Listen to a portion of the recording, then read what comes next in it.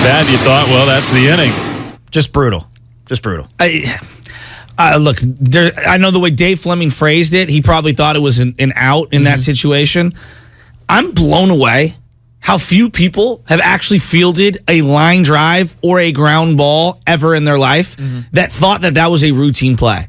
That was not a routine play. That was a screamer. There's nothing worse than being in the infield and you don't know. Like, a grounder is one thing. There are many hard hit grounders, and what I determine to be a grounder is multiple hops, right, off the ground. Right. That was a short hop. So you think maybe off the bat it's a line drive that you can like come in a couple steps and catch it maybe towards your ankles or towards your knee, and you're going to catch it on the fly, if you will, right, as a line drive. That's a short hop, and any short hop can take a funky, nasty bounce, and sometimes either gains momentum or takes a crazy spin off there. That's just a hard play. I know we've become numb to Brandon Crawford and how great his glove is. Yeah. The amount of people like, you got to make that play. The game rode on that play. That's the play.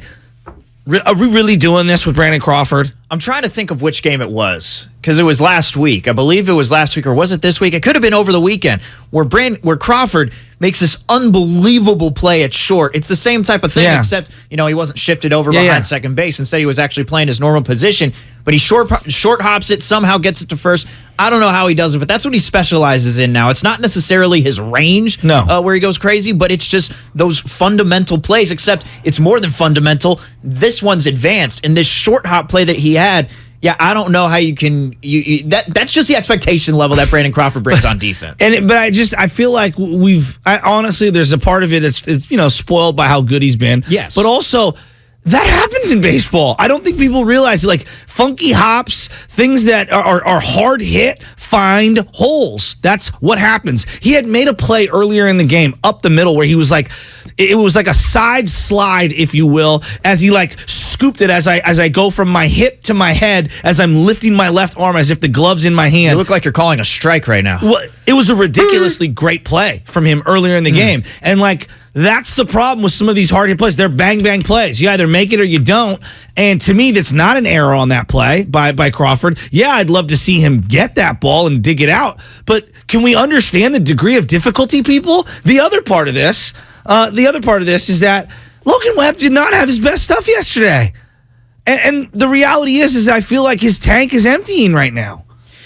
Yeah, Logan Webb, there's something going on with him. There's still some movement on his pitches. It's still there, but it's that one big inning that continues to haunt him here as Logan Webb, the past couple of games, has kind of gone off the what was a pretty damn good season. But now as we're heading into September, you got one more month left. I don't know how many starts left for Logan Webb. Maybe 3, maybe 4. At the most here? I don't know. Heading for the rest of the season? I don't know. He's lost a little of the late life movement, that downward movement that was so good. Kind of like the opposite of last season where, he wasn't off necessarily to a fast start, but he wasn't where he was at this point in the season. Like last year, this is where Logan Webb was aces. Like he was, it was done. Like the other team was done if Logan Webb was coming on the mound here in August. But it's different this year. It just feels like he's lost a little of that. Like he had so much spin down that guys, even when they made contact, it was like weak contact to a shortstop, to a third baseman, back to the pitcher.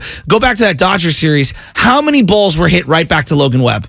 It felt like a zillion of them. And it just feels like right now, guys are finding the holes. And then I can't tell you in the last month how many times they've shifted. And I have to give credit to some of these other teams. They are going the other way. They are taking that Tony Gwynn, Wade Boggs approach, and they're taking a little off, and they're finding holes. How many balls have been hit down the third base line by a lefty who's like, you know what? All I really have to do is just put this in play down the line, and I'm gonna get on. Poke it. It feels like a lot of guys are making the adjustment now to the dramatic shifting that the Giants are doing. Now, of course, if you'd like to weigh in, 888-957-9570. That's the Comcast Business text line. That's also the phone number if you want to talk some Giants here. Of course, we're live on YouTube, live on Twitch. Special shout out to everybody. I know that YouTube was popping yesterday because Guru was wearing the cut sleeve shirt. I mean, Shasky, you made a mistake here in wearing the T-shirt under the vest. You should have just come in with the vest, my man. Well, YouTube viewers would be through the roof right now. I don't know how I missed the whole Guru outfit yesterday. But my assessment when I saw him originally, and Goo, you know I love you, I didn't know you were part of Jodeci. Oh. Oh, man. Hey, man, shout out to Goo. He has the confidence to come in here and wear that. I give him all the props in the world. I call him Daryl the Rock Johnson. Daryl the Rock Johnson. That's a good one. I like that. That's what I called him yesterday. He still didn't take it as a compliment. He thought I was making fun of him. Whose outfit was more, showy, if you will? Showy, okay? Shohei Ohtani? No, showy. Was it peacocking, as I like to call it? Was it Bonte's Ghostbuster outfit or Guru's sleeveless sweater vest thingy? Ooh. Well, was it a sweater vest? I'm not even. Yeah, it was. Was that what it was? It was a sweater vest. Yeah, it's an interesting look. Yeah. It's normally a look that you'd wear a shirt under, maybe a collared shirt. I don't know. Off. I would golf in a shirt like that with a polo under. Yeah, so I'm not hating on him there. Yeah. All right. Well, you know what? As we continue to talk baseball, speaking of Guru and his Tyler Miller, what? Guru couldn't make his mind up whether it was dress, fit, or casual. Yep. Just brutal. But man, all that happened, that Brandon Crawford play, all that happened with 2 outs. Is there anything more frustrating as a sports fan than when that happens? That happened with the Giants again last week too. I know. Well, it felt like early on, at the beginning of the game, I think he went 3-0, 3-0 to back-to-back hitters to start the game. Then he rights himself, and then in that inning, it just felt like they couldn't get out of it. And then there was that little ball that went flying over Flores' head, just ever so carefully, and it's just like, And you're losing to a 70-something loss Detroit Tiger team. That they've lost. I think did they split both series against the Tigers? They certainly didn't win the series. They did. I mean, how can I sit here and complain about the Giants when you're losing to the Tigers? Yeah. It is what it is. 48-77 right now. 48-77. It's unbelievable. We're getting way too many texts here at the podcast, but Guru is a content machine. He is. He's a content creator, is what he is. But now the Giants move on to 61-62. And this stuck out to me because there's a couple of things that I want to get to. Because speaking of Brandon Crawford, as we are talking about shortstops for this team, and next year, like Shasky, I know Crawford is Crawford, right? I understand that Brandon Crawford's beloved by Giants fans, and most likely this isn't going to happen. But as I'm looking down the free agent list of shortstops, and there's so many good ones. And there are a lot of good ones. Carlos Correa, he says that he wants to stay with the Twins. Going to take that with a grain of salt. That's what he's told the media. He's like, I'm just focusing on the now. Yeah. Although I'd like to stay with the Twins long term. Every player's going to say that, especially when that team is paying you the amount of money that they're paying him right now, the 3-year, $100 million deal or whatever that crazy number is. But Brandon Crawford next year, I don't know if you're going to be able to do this, but I don't know if you can sign a shortstop next year and just say, you know what, Brandon Crawford, you're going to have to move to third. Like, I don't think that's going to happen. Xander Bogaerts, free agent from the Red Sox, who I personally want on this team next season, rejected an extension with the Red Sox earlier this year. So he's probably going to be a free agent, and he's most likely going to sign elsewhere. Xander Bogaerts, all I did was simply search up Bogaerts third base. That's all I did. And earlier in the year, he was asked about that because I guess Carlos Correa was possibly going to the Red Sox, and they were saying, well, would you consider moving to third base if Carlos Correa were playing short? And he basically said, hell no. Yeah, there's an ego. I've been playing short my entire life. So it's probably going to be the same thing with Crawford. I just have a feeling if you're going to sign one of these free agent shortstops, Crawford's going to want to stick at that shortstop position. I don't know about you, but I'm just kind of done with seeing him in the batter's box. I love seeing him in the field. And I love that he leads the team in errors. I love that we, have that expectation that he's going to make that unbelievable play, even though it's one of the toughest to make in baseball. But again, he goes 0 for 4. He went 0 for 4 the game previously. But isn't this why you brought in Kapler to make these tough decisions? This is a guy, Kapler, who took him out of the game in the first ever game he managed late in the game, and people lost their minds when he was in the middle of a very bad season. I just think it's going to be something. I think it's something they'll need to consider next season if they want to sign one of these free agents. No, they have to. You possibly have to relegate him to a bench role, and you run the risk of having to pay him $16 million to sit on the bench next season. It would not. You're paying $20 million or $18 million for Brandon Belt to not play. Yeah, and you did it the year before with so many different guys. So I'm really. The money is irrelevant to me. You have to put the best team that you possibly can out there. This team DFA'd, or not DFA'd, but undressed Barry Zito in the playoffs so they could win one. Yeah. Okay? Finances be damned. So I don't care how much you're making. At this point, you've been there for a long time. You're either going to play ball and play third base or play second base or be open to being a backup at shortstop if we have a chance to bring in someone or not. And I have a hard time thinking that someone who's been such a great teammate and a great clubhouse guy over all the years is all of a sudden going to pull a diva move at the end. He's got to have a little bit of self-awareness. You think so? Hell yes. Because the thing is, I don't know who Brandon Crawford is. Like, I don't know who he is as a person. I know he likes music. Like, George Contos was on this show, on the Morning Roast, and he said that he was DJ B-Craw and that he was the official DJ for the team. I know he likes music, but I don't know the type of person that Crawford is, because you like him because he's even-keeled, but at the same time, you don't know anything about this dude. You don't know how he'd feel because he's never been in this situation. I hate to be so cold with it. Yeah. I don't care how he feels. Right. This is about the team. You're like turning Sean the corner. Salisbury talking football. I'm not in the feelings business, okay? No. Lowe and Sean Salisbury coming up on the football But hour. isn't that why you brought in Farhan and Kapler in the first place, was to tell some of these aging veterans, like, take a hike at some point? Like, you had those guys because Bochy couldn't do it, remember? That was the whole narrative. Yes. Bochy loves the veterans. He can't play the young guys. Like, at least I thought that was always a little BS, but I'm saying that was what the narrative was. This is why you brought Kapler in. So I'm sorry, Carl, we all love you. But that being said, like, your time is coming to an end here. And if you have to, and he doesn't get around, if Brandon Crawford's holding you up from signing Xander Bogaerts, Trey Turner, Correa, whoever it is, Tim Anderson if he opts out, Dansby Swanson, then, I mean, if you have to buy him out, you have to him out. If that's what it comes to. I mean, really, you have no other option. And I don't see him playing for another team. I don't either. I don't see it. I don't either. Well, yesterday the Giants lose 6-1, and you just mentioned that name, Brandon Belt. Brandon Belt yesterday goes to the IL. They bring up Bryce Johnson, the dude who they've called up once before in AAA, got sent back down. Now he's back up because Brandon Belt is on the injured list. And let me just get the details so I am correct here. It's the third IL stint for him this season, and they say that they hope they'll get Belt back after some time off, but this is the exact same thing that happened last year. Now, granted, it's not the exact same injury, because it feels like Brandon Belt's been playing hurt all season long.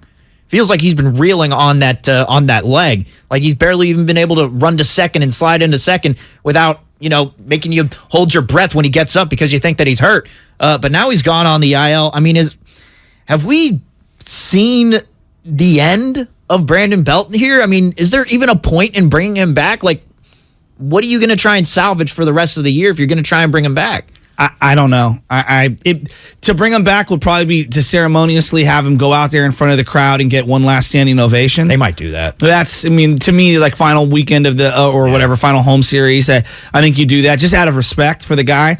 Look, I don't want to bash the guy on the way out the door. Yeah, he's been a long tenured Giant. How many seasons has he played more than 140 games? Off the top of my head, I do not know. He played 145 in 2012. He played 150 in 2013. He had 150 plus in 2016, and he had 150 plus in 2019. The story of this guy's career is he just can't stay healthy and be in the lineup long enough. And it stinks. Yeah. It really does. But the reality is for this team, he's not the only one. That's the same exact storyline for Evan Longoria during his tenure as a Giant. And that's what happens with some of these older guys, but Belt specifically, I wish he would have been able to string together 5 straight years of 150 plus games, 140 plus games. It would have been really remarkable. I know momentum does not seem, momentum is an intangible thing within sports, but to me, momentum does matter, at least when players are streaking the way that they are. Streaking, shout out to Old School. Just watched that over the weekend. It's on Netflix. Thanks, my boy Blue. But last year, I go back to last year, and you talked Evan Longoria. Like, when that injury with him and Brandon Crawford happened, and he went on the 60-day IL, it did not seem like Longoria was the same after that. No. The shoulder, it did affect him. I think he was hitting somewhere around I think he was hovering around 285, 290. I think he had 9 home runs, and it was it was the middle of May. Like, he was on a tear. He looked like a different type of Evan Longoria. Then he gets hurt, comes back from the injured list, does not look the same.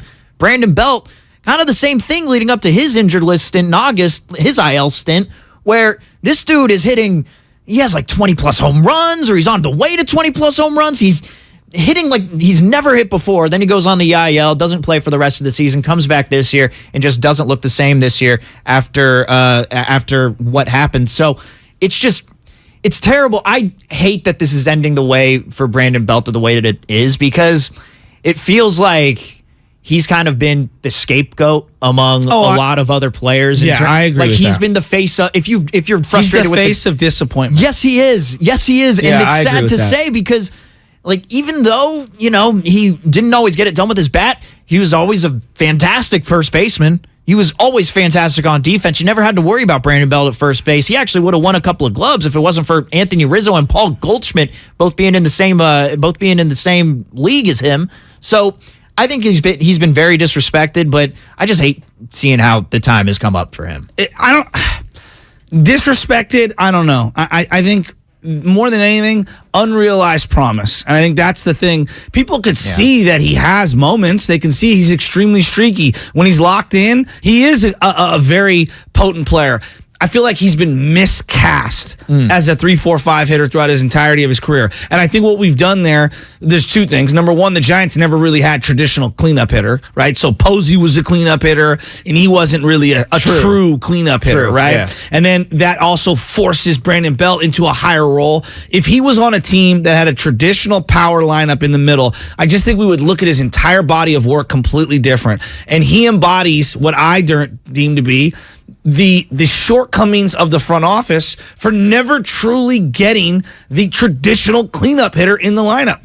What would Pence's career look like in a Giants uniform, or Posey's, had they had a straight up number 4 hitter, a true 40 home run a year guy?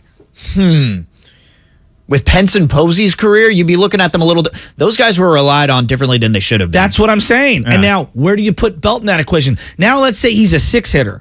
Okay, not a 3-4-5 guy who strikes out a lot and has a really good OBP. How many more RBI opportunities does he have? How many more times when he flies out to right center and he's frustrated because he didn't get out, does he move a runner over or bring a guy in because he's in an advantageous situation? Right. Like that. One of the things that drives me crazy about baseball fans, and we do this, I'm looking right now at his baseball reference page, but it doesn't showcase the context. I mean, when they had a traditional leadoff hitter in Angel Pagan, this team hummed, and they drove in runs.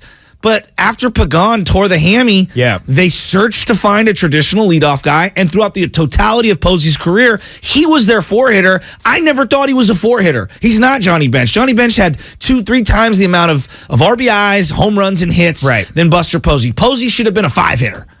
Yeah. Somewhere around there. Right? Yeah. And Belt a little lower in the lineup. Exactly. I agree with you. It's just the way that we are going to remember Brandon Belt the end of his career is we're going to remember him based off that bunt. You know that, right? That bunt is how people are going to remember him. Are we? At the end of his, that's all people are going to remember at the end. Not the captain hat? Well, they'll remember the captain hat. There will still be captain hats around at least for another season. He's also, to me, the biggest question mark of the 2021 season. Had he not got hurt, what would have happened? Right. I mean, they needed something else other than Chris Bryant. That's the story of his career, essentially with the bunt and, with the broken finger. But, what if he doesn't get hurt? Does that Giants team scratch one more run across the board and beat the Dodgers? Do they get past Atlanta? Again, I'm not saying they would have, but I think they get past it. It's so easy for me to say that now. Who knows? But I feel like they just needed one more bat in that lineup. How did we not realize who Brandon Belt was as a person until like last year? What do you mean? Like all of a sudden he puts the C on his uniform, then you start to learn, oh yeah, he actually has a really dry sense of humor.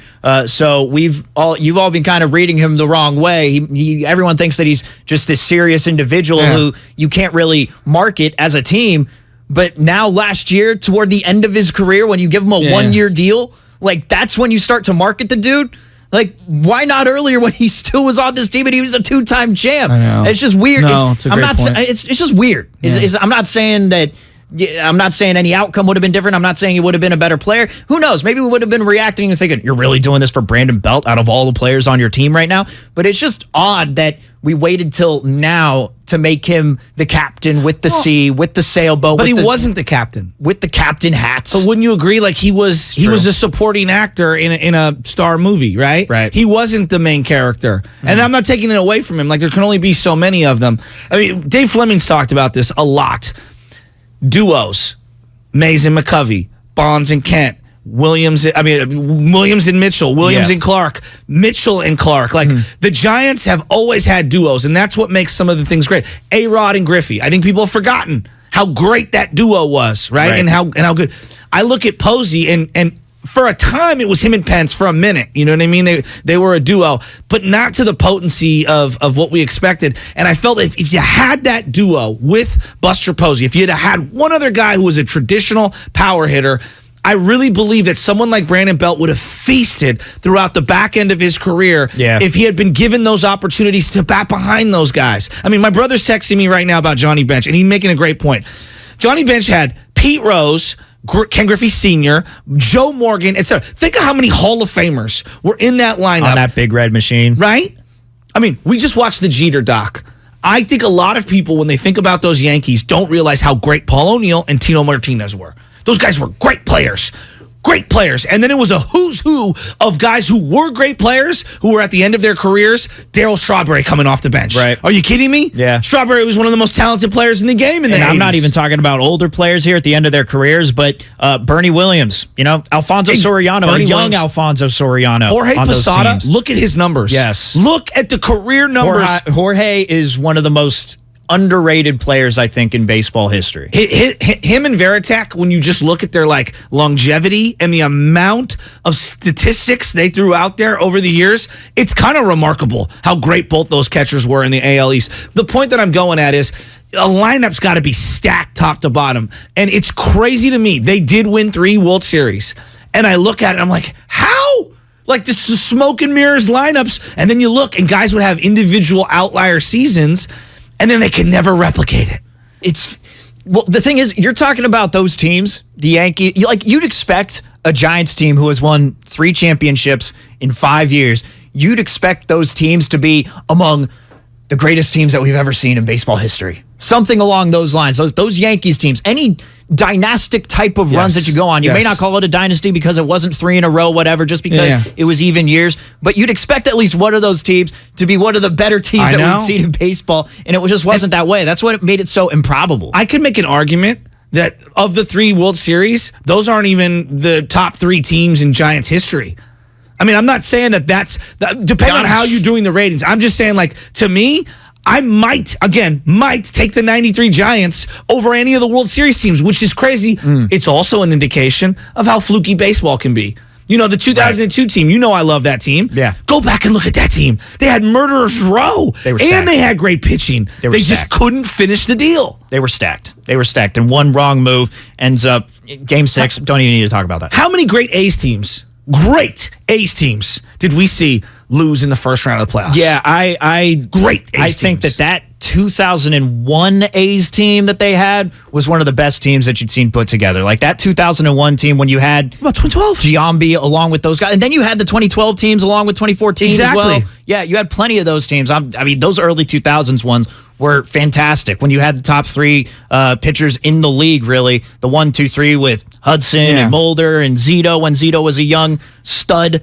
You had a lot, but the Giants did not have that. And it's just, you're just not seeing a storybook ending that I think you would have seen for guys like Crawford and guys like Belt, because we're talking possibly Crawford going to the bench next season in place for a free agent shortstop, and then Belt ending his career on the IL. That's a real possibility here. It does stink. I will give you that. And it's wild to me that he gave 12 years to this organization and it's ending like this. Yeah. And I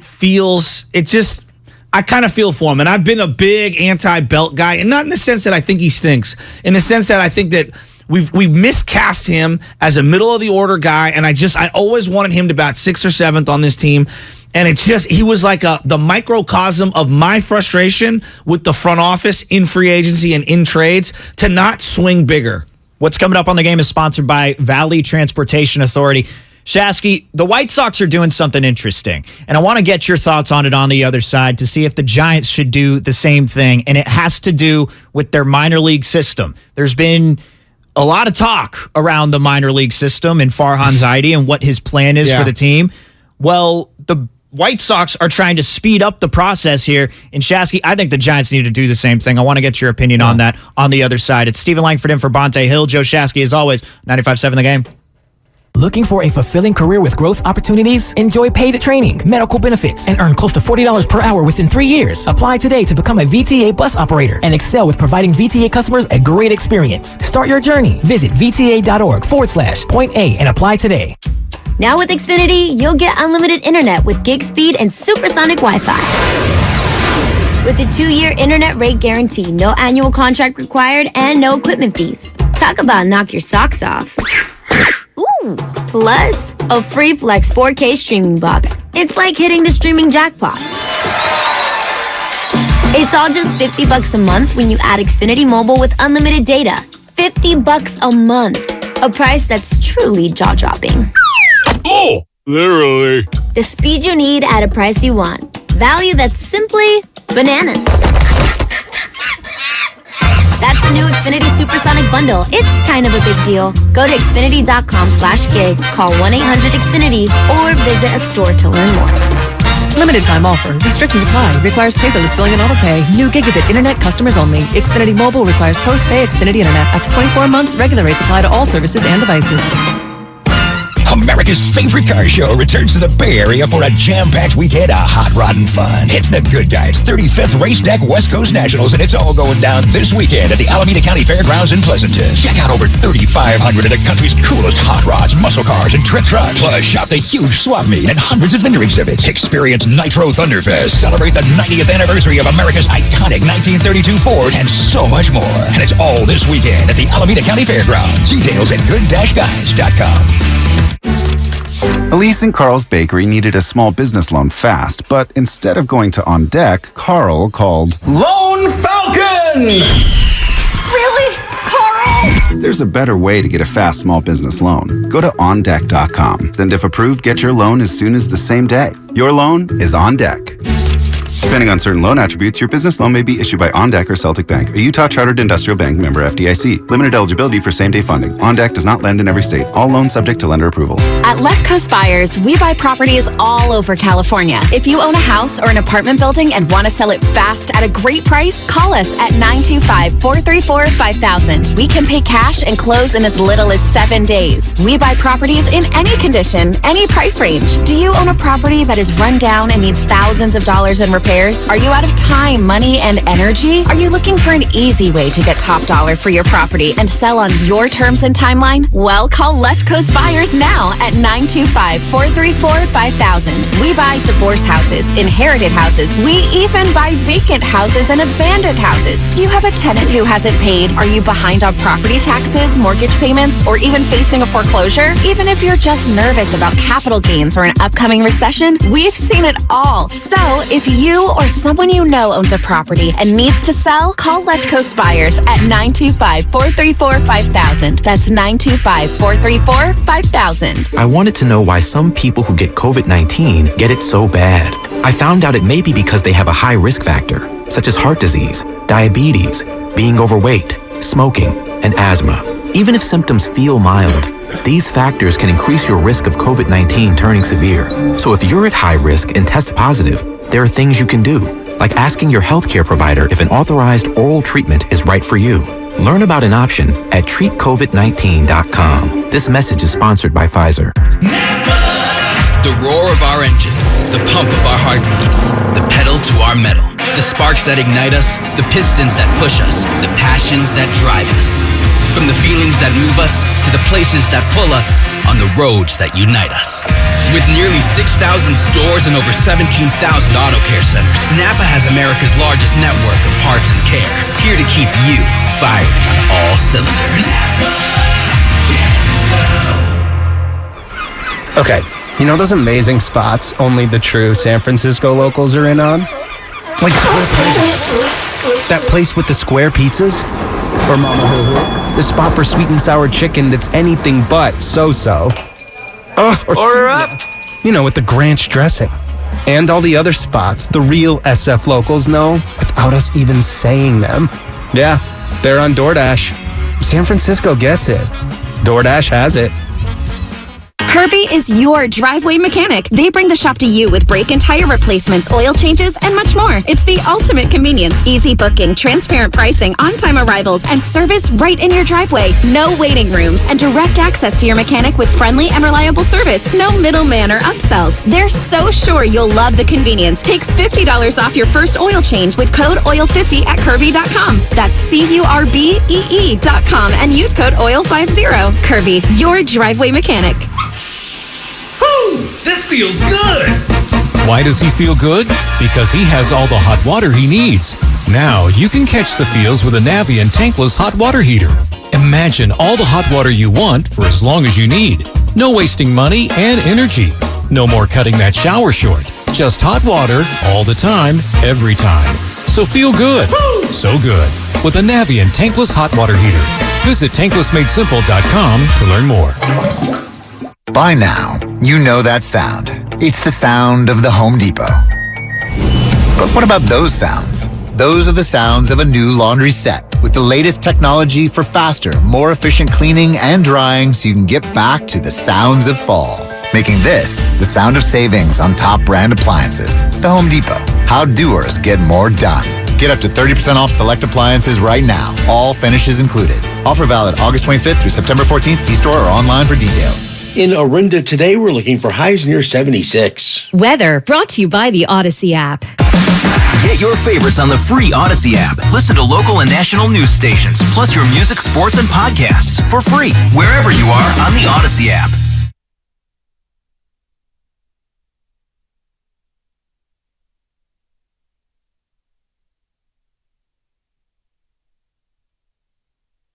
This is Stephen Curry, and you're listening to The Morning Roast with Bonte and The Butcher on 95.7 The Game. Thanks, Steph. Thank you so much, Stephen Curry. And thank you to Guru for giving me the confidence to come in here with a cut sleeve shirt and take the sleeves up. If Guru can do it, so can we. Got a little bit of a farmer's tan. Might still have that from the golf trip that we took to Coyote Creek the last time we were out there. But I stand with Guru. So for all of you criticizing him, screw you, man. It's all about Guru. I love Daryl the Guru Johnson. This is for you, Goo. I love him too. My man. He's a content creator. So we were talking about the Brandons in the last segment, what the future is for Crawford and for Belt, but I wanted to get your thoughts on this. And I want to set up this conversation playing something from Farhan Zaidi, which I'm sure the listeners have heard, but if you haven't heard it, Farhan was on with Tim Kawakami on the TK podcast, and he's the president of baseball ops for the Giants, as you know. And he had this to say about their farm system and the ETA on when these guys can get called up. Our best prospects are still, other than maybe Kyle Harrison and Ramos, who's already in AAA. We have a group of guys in Eugene who may see AA to end the season, but it may not be realistic to count on them to be big factors in 2023. So we may not have that infusion of talent next year. It may be another year away. And so that's going to have to factor into our off-season plan as well. So you hear him say those words, well, they might get called up to AA at the end of the season. We don't know. Kyle Harrison is the number one pitching prospect in baseball by the looks of it. He's definitely the number one left-handed pitching prospect in baseball. Marco Luciano is right up there. But the other guys that you're looking for, Luis Matos, who's actually starting to really come around. Luis Matos is looking good. Luciano's come back from injury. But the White Sox, Shasky, they are doing something interesting here. They're doing what's called Project Birmingham. I was going to say Birmingham because my family's from Birmingham in England, so that's how I was going to pronounce it, but I got to remember it's Birmingham. So this is Project Birmingham for the Birmingham Barons. Shout out to Michael Jordan. The White Sox are sending all of their prospects, their best prospects, to finish the season in AA. So if they're in a league that's lower than AA, if they're in high A or low A or even rookie ball, they are going to be sending those prospects to the AA team to finish off their season to see if they actually have what it takes to move up another level. Like, I think this is something that the Giants absolutely need to be doing this season, because the prospects and the way that they've been called up, the way that they've been developed within their system, it's moving a lot slower than I think we realize, Shasky. I love what the White Sox are doing here. So, okay, now, this becomes now more of a business question, and this goes right into my wheelhouse. I have been anti-minor leagues forever. Now, everybody opines and has these, the minor leagues. Like, we look at it so lovingly, and it's ridiculous. Right now, there's DSL Giants Orange Rookie Ball, DSL Giants Black Rookie Ball, ACL Giants Orange Rookie Ball, ACL Giants Black Rookie Ball. Then there's the San Jose Giants. Then there's the Eugene Emeralds. That's Advanced A. Then you have the Richmond Flying Squirrels. That's Double A.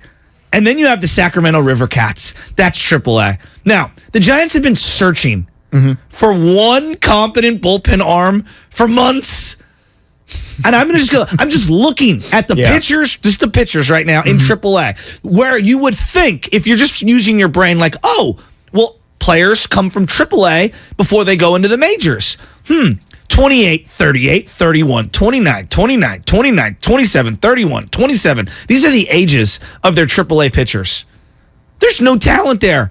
We're wasting our resources. And in an era right now where COVID has basically destroyed the supply chain, inflation's at an all-time high, what is every industry doing? They're getting smarter and more efficient with how they go to business. You cannot tell me this is the best business model for baseball in general. You cannot tell me that this is fast-tracking their prospects when I'm looking at the big league club and I'm saying, where are the prospects? You cannot tell me that this is money well spent. It feels like AAA is where just fringe players go, just so they can keep their baseball hopes alive. So then why have AAA? That's exactly what I'm asking also. Because I had a few people because you know how I do on the pregame show from 5 to 6, Monday through Friday. I talk about the minor leagues a lot, and the high A and the double A. I try and bring it in as much as possible, because those are going to be the next guys that are called up.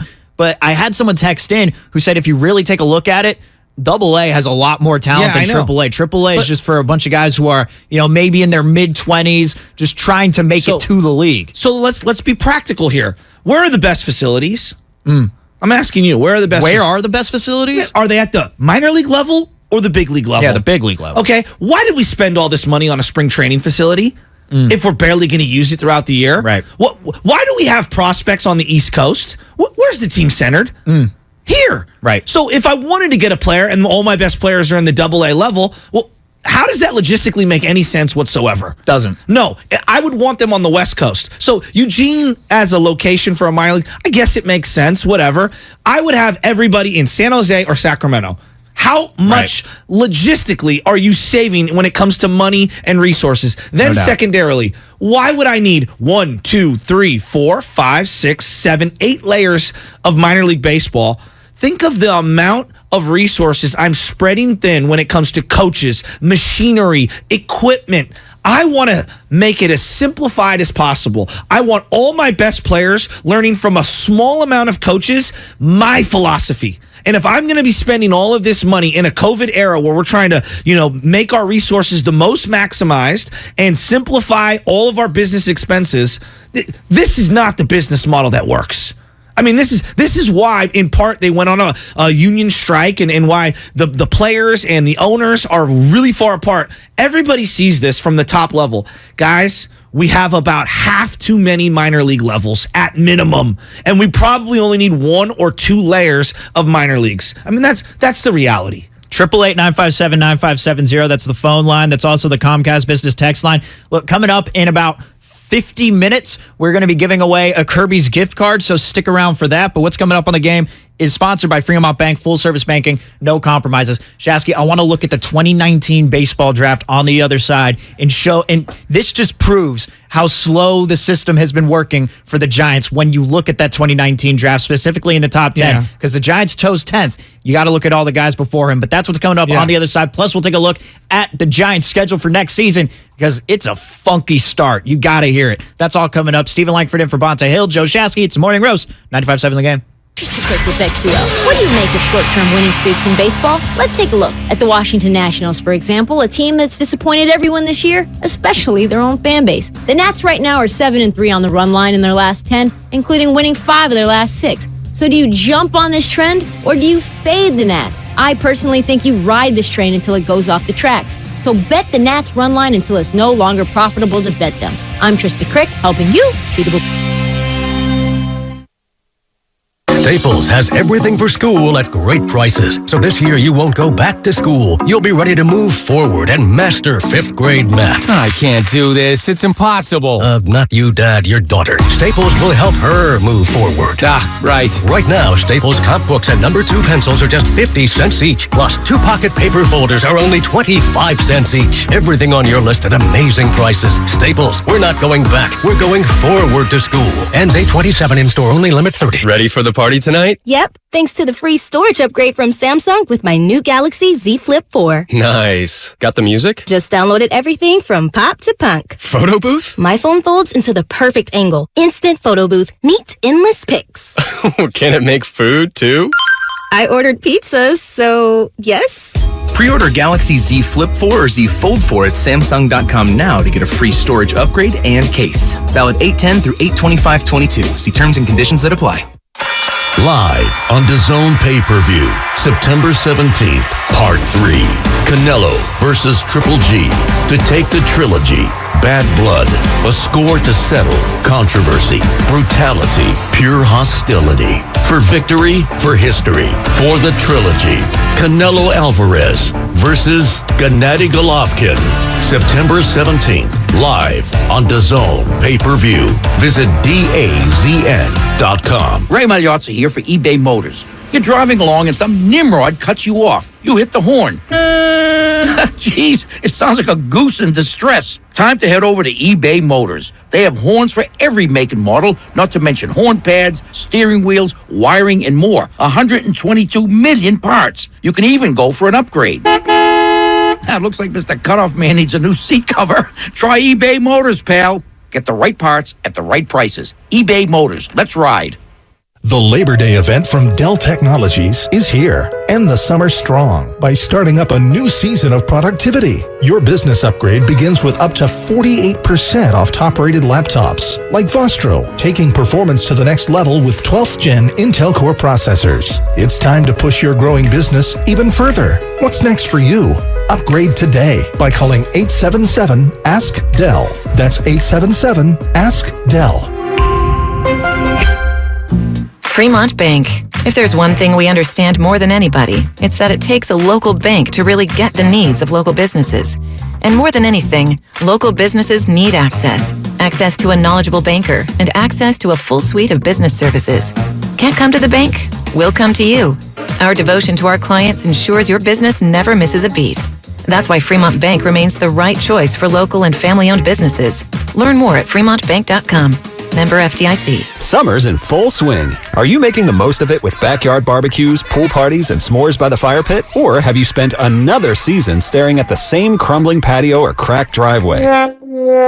You deserve better. The outdoor remodeling experts at System Pavers can help. Get the outdoor space you've always wanted. And for a limited time, System Pavers will demolish and remove your old hardscape for free. This unbeatable offer can save you hundreds or even thousands. Start by calling 800-PAVE-004 or visit SystemPavers.com. Plus, enjoy special financing to get the ball rolling today. With 30 years of experience and more than 75,000 projects completed, System Pavers delivers more than just beautiful outdoor remodels. You get peace of mind knowing the job's done right. Call System Pavers at 800-PAVE-004 today. That's 800-PAVE-004 or visit SystemPavers.com right now. All orders must be placed by August 31st. Financing subject to credit approval. See website for full offer and demolition savings details. Contractor's license 661575. Life is hard enough, but BMW ownership shouldn't be. BMW of Fairfield understands that time is your most precious resource, and making time for automotive service can be challenging. So we offer a team of mobile service technicians who will come to you when you need maintenance on your BMW. Contact the BMW of Fairfield Mobile Service Concierge to schedule your appointment. There is a better way to service BMW. Visit bmwfairfield.com/mobile service to book your appointment. Get in zone, AutoZone. Welcome to AutoZone. Thinking about gas mileage? If your check engine light is on, it may be affecting your MPGs, but the free AutoZone Fix Finder service can help. With the most complete free warning light report backed by technician-verified fixes, you'll know what's affecting your gas mileage and more, and you don't have to drive too far to find the fix. The free AutoZone Fix Finder service is available at all 6,200 stores. Get in zone, AutoZone. See details at AutoZone.com. Imagine buying a pair of sneakers and getting a soothing, gentle foot massage like you'd get during a relaxing pedicure just by walking. Skechers' new Massage Fit sneakers. Because Skechers, the comfort technology company, has designed a unique innovation that makes it feel like you're pampering your feet with a gentle massage in every step. The secret is Skechers' new patented wave technology on the sole that gently massages your feet while you're walking around. Find them for men and women at a Skechers store, Skechers.com, or wherever stylish footwear is sold. It's Joe Shasky from the Morning Roast. And if you're an independent restaurateur or are starting a brand new business, then you gotta know about my friends at Trimark. Trimark, making independent restaurateurs' dreams come true in Northern California for over 55 years. Whether you're designing your next restaurant or you need equipment and supplies, this is where Trimark comes in. They do it all. And what's most important to them is being a partner to their business customers. Visit TrimarkWest.com. That's TrimarkWest.com. Breaking news on 95.7 The Game is brought to you by Beat the Street. For tips to win a $5.6 million prize. Listen wherever you get your podcasts. Oh my God.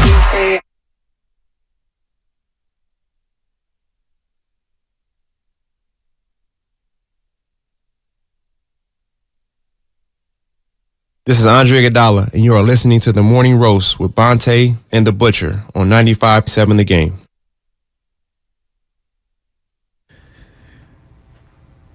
Stephen Langford in for Bonte Hill today. Don't worry, everybody. Bonte Hill is back tomorrow. We're getting a lot of messages on the YouTube. We're getting a lot of messages on the Twitch chat. I got my sleeves rolled up in solidarity with Guru from yesterday because people were getting on Guru's case for wearing the sleeveless vest. I love you, Guru. I'm on Guru's side with this one. But good morning, Shasky. How you doing, man? Good morning. We were discussing the minor leagues. Yes. And how this is way too redundant and way inefficient. Yeah. And it costs way too much. And the thing that I keep going back to is that Major League facilities have the best facilities. And the Giants spent a ton of money to redo their spring training facility. Yet all of their best prospects are in Connecticut. Richmond, Connecticut. Correct? It's Connecticut, if I'm not mistaken. Or is it Richmond? Is there Virginia? Oh, is it Virginia? Virginia or Connecticut? I could be wrong. Richmond. Go Squirrels. It's certainly not on the West Coast. No, it's not. And so, I just keep going back to the same thing. I would want to create an infrastructure that A, is accessible, B, is the most efficient, and C, fast tracks all my best players to be playing with each other so that I could teach them the brand of baseball that we want taught all in one location. Look how the Warriors are doing it. They have the Santa Cruz C-Dubs. Right. How important has that one off-site facility been for the big team? Been huge. Absolutely. Now look at the 49ers. All of their practice squad players practice with the NFL team. Now, there's reasons for that, but it makes it very easy for these NFL teams to elevate someone from the practice squad, which is their version of the minor leagues, so that they're ready to go because they've learned the system working with the big league guys. And you know what? If you're going to... And, we are going to talk some football here today. Yeah, we're going to get into that. We're going to get into football. Coming up in about 40 minutes, we are going to give away the Kirby's gift card. So stick around here. At 7:30, we're going to be giving it away. And we'll tell you how to get that Kirby's gift card. And then we'll also be talking some football with Jason Aponte. He hosts the Sprint Ride Option podcast. If you want to learn something about who to watch for tonight in the third and final preseason game for the 49ers, stick around for that. And can't wait to get his thoughts on Trey Lance, his progress, and everything in between. So Jason Aponte joining us at 8 o'clock. We're going to have some fun 49ers conversations. But just to kind of put a bow on the minor leagues, well, number one, you also got to make the MLB draft, and you got to constrict it a little bit. There's way too many rounds. I'm seeing a 23rd round draft pick. It's I don't need 23 rounds. There's the reason that there's so many levels is because of how many players are actually involved within an organization. You do not need that many. There's so many coming from everywhere in baseball. constricted a little bit. Yeah, well, not only that, clearly one of the big issues right now, if you're just paying attention to the minor leagues, just in baseball in general, a livable wage.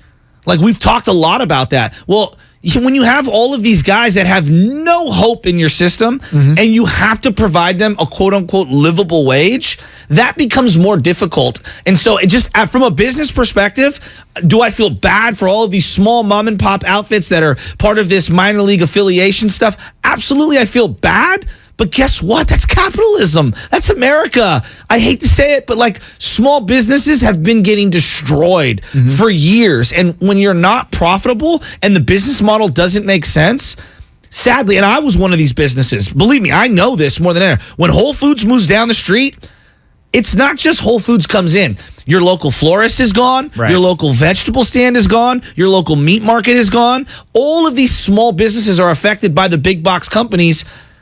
But that's America. That's capitalism. I agreed. And one of the things, though, that you feel could have affected the minor league development was what affected a lot of small businesses back in 2020. But it was the start of the pandemic and not really knowing what was happening. And Farhan talked about that. Farhan Zaidi, Giants president of baseball ops, he talked about that on the TK podcast. I want to put a bow on this minor league conversation and then move on to talking about the Giants schedule, because the beginning, it's just odd. But just to put a bow on this, Farhan was talking about the pandemic and how it affected the development of the minor leaguers. There's definitely a feeling that the pandemic year and losing a minor league season has created some uneven development path. Now, to your point, there's still plenty of success stories in the minor leagues. You know, to the extent that we feel, or there's a collective feel that we don't have enough of those success stories. Yeah, that's something we should assess. So Lubman actually put me onto this, producer Sam Lubman, and he said Alex Manoah from the Blue Jays was drafted after Hunter Bishop. All-star who wants to fight Garrett Cole. So that had me looking at the 2019 draft. Number 1 overall was Adley Rutschman, who's currently starting as the catcher for the Baltimore Orioles, and he's hitting bombs. And he's Buster Posey's his favorite player. Adley Rutschman looks sick. Yeah. Bobby Witt Jr. from the Royals was drafted second. We saw him already this year as Giants fans. Andrew Vaughn was drafted third. He was the kid from Cal. Riley Green, who we just saw play in this series against the Tigers. Yeah. Riley Green, young stud for them. Yeah. C.J. Abrams, who was originally with the Padres, but was involved with that trade with Juan Soto. Wow.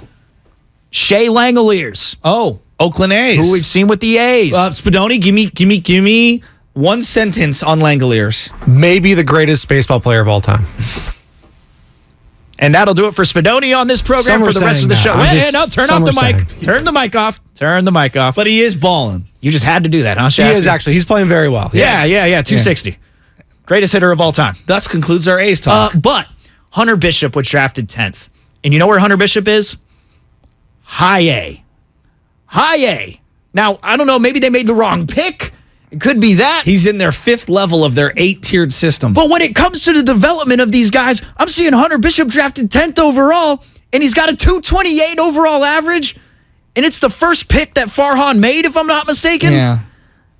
And I'm rooting for him because he's a Sarah boy. Yeah, he's local. He's a local guy. I'm rooting for him. But there's something about this where it's just something does not feel right when all these other guys who are drafted within that top 10, and then the guy who was drafted 11th who are making it to the major leagues, and this dude's not even making it out of high A.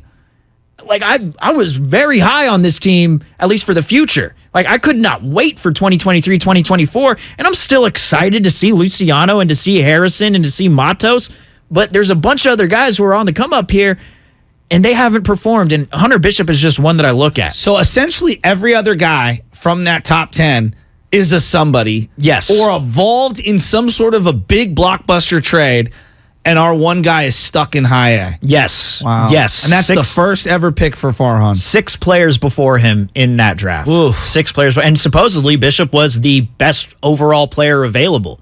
Like, it wasn't a draft out of need. You were just drafting the best available player, and Hunter Bishop was that guy. Supposedly the most athletic, was going to give you some a 5-tool type of player, 5-tool potential, and you're just not seeing it right now. And it's not to blame it all on Hunter Bishop, but I just think that... No, it's a microcosm. Yes, I do believe that. I do believe that with the minor leagues and the way that they're being developed. All right. Now let's transition here because the schedule came out for baseball, and Chasky, you're hot on what's going on with the Giants schedule going into next year. I freely admit that I'm not one of these schedule psychopaths. Mm-hmm. You know, I don't lose my mind about any schedule coming out. Is it fun to talk about the schedule for the NFL? Yeah. Actually, you know what? We are going to go through it game by game, 162 games, and we are going to discuss whether they are wins or losses. We are going to project who the pitchers are going to be. No. Can't wait for it. That's actually coming up right now. No, we're not going to. We're not going to do game by game predictions? No. Oh, wow. What a failure of schedule talk. To me, I looked at the Giants just the first week, and I was doing Instagram Live yesterday with Sam Lubman. It was our day for social media. Boy. And he goes, let's do the schedule. And I'm like, really? We're going to do the schedule? Because that's the way I look at it. 162 games, I don't care about the schedule. It doesn't matter. I don't care at all. All I want is them not to start with the Dodgers, because to me, Dodger series or any good series should not be the first weekend of the year, because that's when anyone's going to go no matter what. I don't care who I play week one, as long as it's not one of the marquee teams, right? You want me to face the Pirates opening weekend? Fine. We'll all be there. It'll be a great crowd. From a business standpoint, right? Why burn a Dodger series on opening weekend? That's just the way I view things, because I'm always about the business and getting people into the building. But we started going through the schedule, and Lubman's reading it off to me. I go, wait, hold up. This is so weird. The Giants start against the Yankees to start the year in New York? That's what I'm thinking. I'm thinking that traditional National League opener, Giants-Yankees. So much for that suggestion that Dave Fleming was going to have, where it's instead of the Field of Dreams game, well, there's a possibility that maybe the Giants and the Mets could play in New York, or the Giants and the Dodgers could play in New York as those two teams combine to be the Mets. And basically, in the first week and a half, 2 weeks of the season, this is who the Giants play. I'm starting off the year: Yankees, White Sox, Royals. Now, sign me up. I'm a traditionalist. I admit it. There are certain things in life where I get super geeked out, old school. You know me in the 1940s 49ers. You know me and the 1960s, 70s, 80s Giants. I'm all about it. Believe me, I'm here for that. Oh, I know. I forwarded the whole group a 3-hour doc on the Giants history, right? And I'm sure none of you watched it but me, but I geek out over those things. Baseball. Recognize where you're at. The National League and American League were separated for years. They had different umpires with different unions. They had different rules. Mm-hmm. There were different strike zones, for crying out loud. All of that is gone. It's evaporated. If we're going to have interleague play every single day, if the Giants, a National League original team going back to the 1880s, is going to start on the road against 3 American League teams, do away with the AL-NL. Let's get realignment going. I'd much rather see a top-heavy 4-division or 3-division setup with realignment. We should do this. And if we're all going to have the DH, which I'm fine with, I don't want to play against the Yankees and the Royals and the White Sox. Yankees is great. I don't care about the White Sox. I don't care about the Royals. We just played 2 games against the Detroit Tigers. Right. Nobody cares. No. Nobody cares. Right? I want to see the A's. I want to see the Angels. I want to see the Mariners. I want to see the West Coast teams. I want to see this thing become way more regional. Baseball needs to realign. This is absolutely absurd. And think about it from a logistics standpoint. Think about the travel on your team early on in the season. It's stupid. So you have the Yankees starting on the 30th, and that's on a Thursday. On a Thursday. Then you have the day off on the Friday. Traditional Friday off. And then you are back to 2 games against New York. Oh, and then wait for it. You got a 3-game set against the White Sox, but you have 1 on Monday. Then you have a day off on Tuesday, and then Wednesday, Thursday, you're facing the White Sox, and then you are back at home to face Kansas City. You're not getting the day off to travel back home. No, you know what? The day off is going to happen on the Tuesday. Because that's what's logical. It makes no sense. It does not. Look, America loves brackets. Wouldn't you agree? Love brackets. We love a good bracket. Big bracket guy. All right? We love it from a gambling aspect. We love it from a filling it out standpoint. Bracket coverage on a good wide receiver. And what's the best thing that baseball, forget Major League Baseball, what's the best thing baseball's done in the last 20 years? The best thing that baseball has done in the past 20 years. It's hard to put a finger on that. We all unanimously love the World Baseball Classic. We do. You don't think so? I don't think the World Baseball Classic gets any notoriety. I think it's incredible. When It's you fantastic. watch No, it- I agree. It's incredible, but I don't think a lot of people watch it. Well, one of the best parts in college and Little League World Series, the Little League World Series, very, very popular. Yeah. Why is that? Bracket format, round robin formats. I would set this up either 3 or 4 divisions in all across baseball. Okay. No American, no National League, just one giant thing. And then all the top 2 or 3 teams from each division, they all qualify for the playoffs. Give me 12 or 16, depending on what they want. Give me a round robin tournament or some form of a bracket tournament, and let's do this thing. We all agree playoff baseball is great. Bracket baseball is great. Sense of urgency baseball is great. Forget 162 archaic schedule. Give me more playoffs. Give me more bracket. Stop with the old school AL, NL thing. Get with the times. Give me the bracket. Something. Just anything. Turn baseball upside down. Because the 162-game schedule, when the schedule first originally gets released, it's 162 games. Great. But to me, there's never any rhyme or reason to what the schedule is. It's just 162 games. All right, let's just put these teams up against each other. Like, they're not even trying anything new, like the NBA, for example, with their Rivals Week, which I love, which I think baseball needs to put in place. Yes. I don't know, just have an entire week. 2 weeks. Where you can have the rivals going up against each other. Like, do something along those lines. Baseball needs to make a change, and I actually have a change that should interest you here because there's something they're trying out in the minor leagues. It's not the pie slice rule at second base, but it's the pitch clock rule that they've instilled there, and it's actually making a difference, and I want to get your thoughts on that. And we do have Jose in Oakland, but you're listening to 95.7 The Game, KGMZ FM at HD1 San Francisco, always live on the free Odyssey app.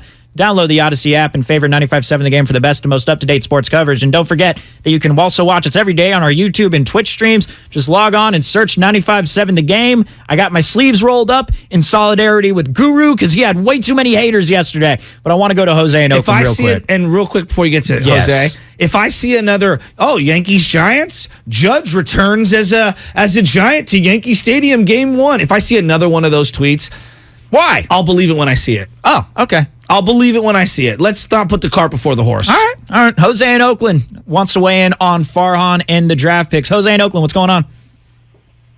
Hi, guys. Good morning. Look, it's obvious to me and to most of the fans that the Giants are penny pinching as far as spending money. They're either penny pinching on getting free agent players, which they might say they're not. They're trying to sign players, or they're penny pinching on their farm system, okay? Because after 6 years, by now, that farm system should have been fixed. That was the main focus of Farhad. That's the reason why they brought him in, fix the farm system. Obviously, he hasn't done it. So it's he at fault because he's picking up the wrong players, or is it because he is not getting enough money to hire the right scouts, for player personnel? Obviously, you have people assigned to scout players and find those players. They're doing a lousy job. And he's doing an even worse job by going with the advice they're giving him. Well, Jose, let me jump in. Let me jump in there. You're making a great point, and I know you love analogies. I drive by River Road all the time when I go up to the cabin, right? Mm-hmm. And there's vineyards everywhere, all right? And the one thing that I've noticed is that when you drive by these things, you have to obviously plow the land, and you got to put in all the different wine, if you will, the trees, the grapes and stuff. You got to have great soil. All right? You have to have great soil, and you have to balance out how many times you're using that plot of land, because if you overuse it, then that soil becomes, missing out all the nutrients that you need to grow great grapes. And right now, they have sowed all these seeds, and the soil is producing no fruit. They are bearing zero fruit out of this entire land that they've been sprinkling all these draft picks into. And so my question is it the farmers?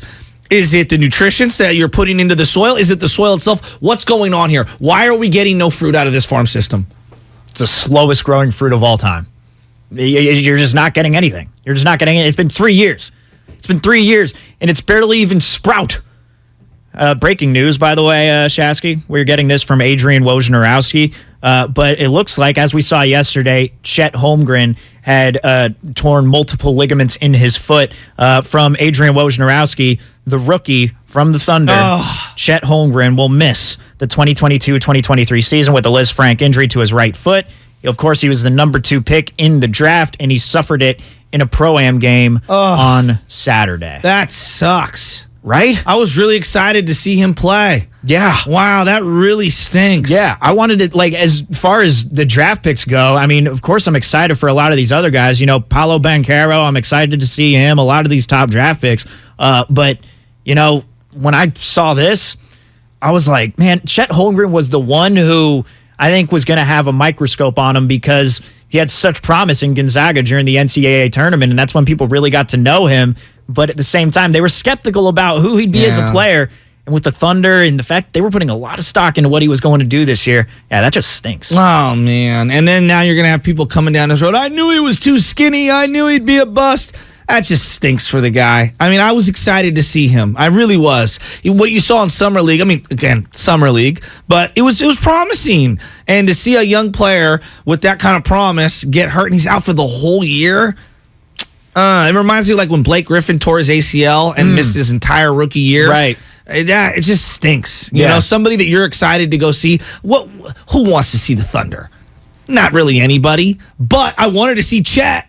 Yeah, I wanted to see Chet, and I wanted to see Alexei Pokusevski, because those two guys were the skinniest dudes in the league. I was very excited to see a little Poku and a little Chet. They were going to be the league pass team. You always have those one or two league pass teams. Yeah. Like people are convinced that I'm a Hawks fan just because I watched Hawks basketball one year because they were my league pass team. Oh, you and Tiny. The Thunder. I knew it. I knew you beat me to the punch. And so the Thunder were going to be that team. This doesn't really affect the Warriors, though. And the Thunder weren't going to be contenders with the Warriors in the Western Conference. Like, they just weren't. No, so when I saw this news, I was surprised that a lot of Warriors fans reacted in the way that they did. Well, because Warrior fans, I think, want compelling matchups on the schedule. As we're talking about the MLB schedule and how boring it can be at times, let's call a spade a spade.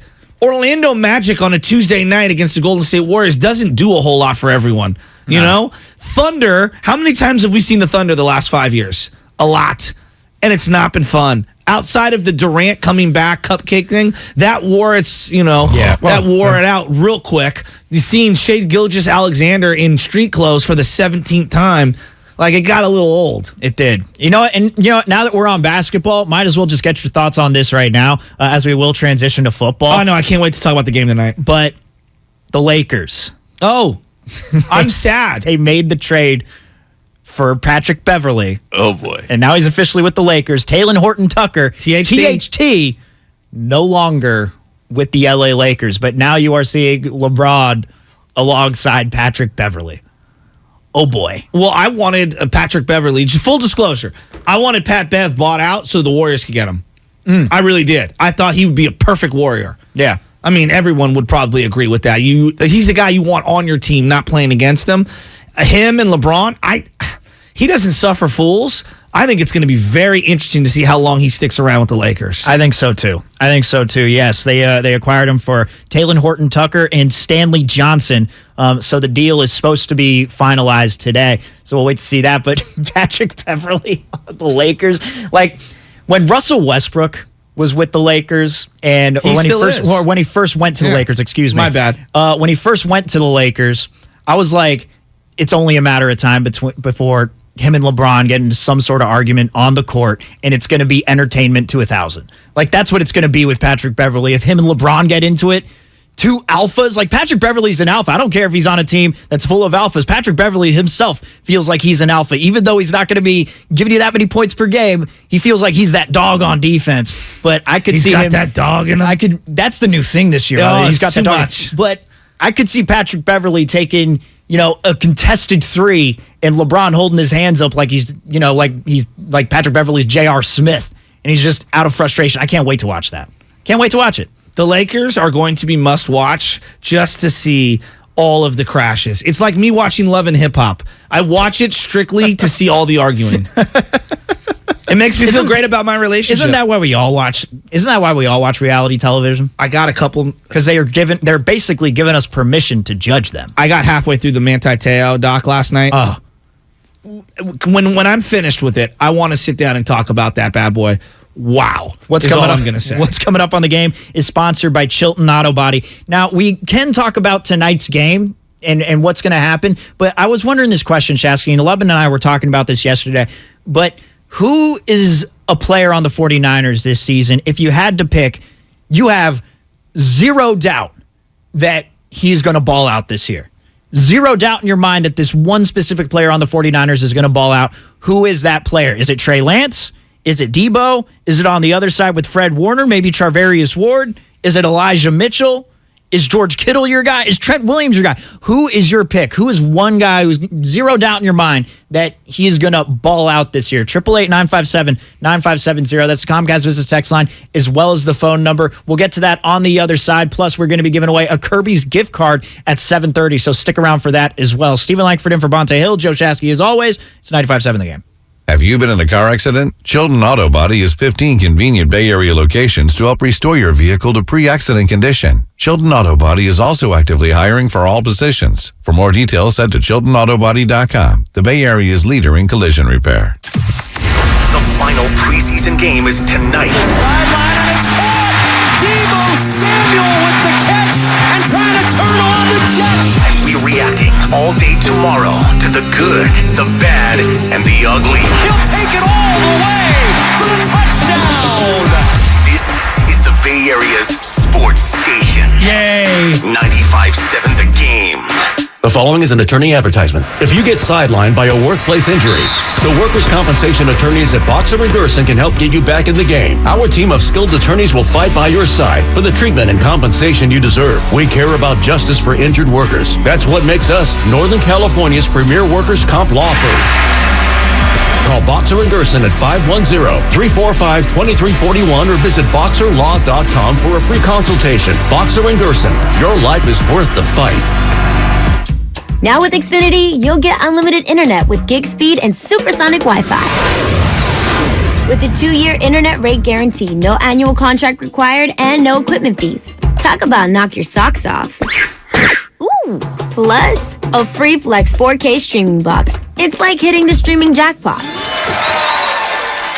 It's all just $50 a month when you add Xfinity Mobile with unlimited data. $50 a month. A price that's truly jaw-dropping. Oh, literally. The speed you need at a price you want. Value that's simply bananas. That's the new Xfinity Supersonic Bundle. It's kind of a big deal. Go to Xfinity.com/gig, call 1-800-XFINITY, or visit a store to learn more. Limited time offer. Restrictions apply. Requires paperless billing and autopay. New gigabit internet customers only. Xfinity Mobile requires post-pay Xfinity Internet. After 24 months, regular rates apply to all services and devices. Okay, you know those amazing spots only the true San Francisco locals are in on? Like Square Pizzas. That place with the square pizzas? Or Mama Hoo-Hoo? The spot for sweet and sour chicken that's anything but so-so. Order up! You know, with the Granch dressing. And all the other spots the real SF locals know without us even saying them. Yeah, they're on DoorDash. San Francisco gets it. DoorDash has it.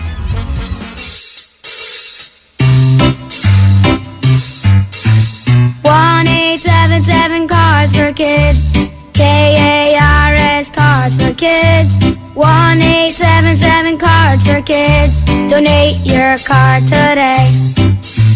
1-877 Cars for Kids. KARS Cars for Kids. 1-877 Cars for Kids. Donate your car today. Donate your car today at carsforkids.org. That's cars with a K. Your car, running or not, can be picked up as soon as the next day. You'll get a maximum tax deduction and a vacation voucher. 1-877 Cars for Kids. KARS Cars for Kids. 1-877 Cars for Kids. Donate your car today. Now accepting donations of land, homes, buildings, or any kind of real estate. Everything, our farm, our stand, our pop-up shop, it really all started when we discovered the benefits of local, raw honey for our family. And then we decided to turn it into a business. We were looking for something to help us get up and running. So we got the Chase Business Complete Banking Account. It's more than a bank account. It comes with Quick Accept, which lets us take card payments anytime, anywhere in the U.S. using the Chase mobile app. Plus, we get same-day deposits at no extra cost. For us, it's more than honey. It's about sharing a little sweetness with the world. Get the Chase Business Complete Banking Account with the essentials you need to help get your business going. Learn more at chase.com/business-complete-banking. Chase for business. Make more of what's yours. Quick Accept is not available in U.S. territories. Enrollment required. Usage subject to approval. Same-day deposits available for payments before 8 p.m. Eastern Time, Sunday to Friday. Fees and rates apply for checking and processing. Limitations and restrictions apply. Participants compensated. Merchant services provided by Payment Tech LLC and WePay Inc. Subsidiaries of J.P. Morgan Chase Bank and a member FDIC. Hey everybody, it's Boomer Esiason here. When a part of your offense isn't firing on all cylinders, it shows. And sometimes the only solution is to replace that part with something new. It's true on a championship team, and it's also true with cars. That's why I love eBay Motors. They have all the right parts at the right prices. 122 million of them, by the way. And that way you can get the parts that you need to make your car a winner. ebaymotors.com. Let's ride. Man, this is a nice truck. Yeah, check this out. What? I changed it to remind me of my time at sea. Weren't you in the Air Force? Yeah, but I really love the ocean. You could save and get $200 with Navy Federal Credit Union when you refinance your auto loans from another lender, leaving you with extra to spend on other things. Navy Federal Credit Union. Our members are the mission. Credit and collateral subject to approval. Refinance loans must be at least $5,000 to be eligible for the $200. Terms and conditions apply. Learn more at NavyFederal.org. Are you ready for your palm reading, my dear? Yeah, let's do this. I sense that you crave something. More reliable. Right. You know you deserve better and want out of a relationship. Yes, with my big name wireless carrier. You're who now? My big name wireless carrier. That's why I switched to Xfinity Mobile. Now I get unlimited with 5G for $30 per month on the most reliable 5G network. Let's talk about your aura. It's so... And get this. They can even save you hundreds a year on your wireless bill over T-Mobile, AT&T, and Verizon. Wow, that's actually really impressive. Yep, but you already knew that, didn't you? Oh yeah, I definitely saw this coming. Start seeing savings today. Switch to the fastest mobile service, Xfinity Mobile. Now with the best price on 2 lines of unlimited, just $30 a line per month. Switch today. Xfinity Internet required. Price comparison for 2 unlimited lines under available 5G pricing plans of top 3 carriers. Taxes and fees extra. Reduced speeds up to 20 gigabytes of usage per line. Most reliable based on root metrics. US report. Comcast analysis of mobile Wi-Fi and cellular data from Ookla Speed Test Intelligence Q2 2022.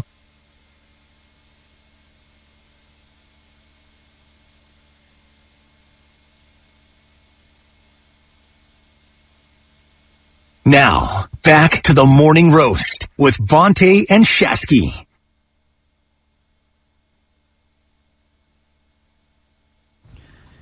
Triple 8-957-9570. Stephen Langford in for Bonte Hill. Bonte is back tomorrow. Coming up in 10 minutes, we're going to be giving away a Kirby's gift card, but we want your opinion here.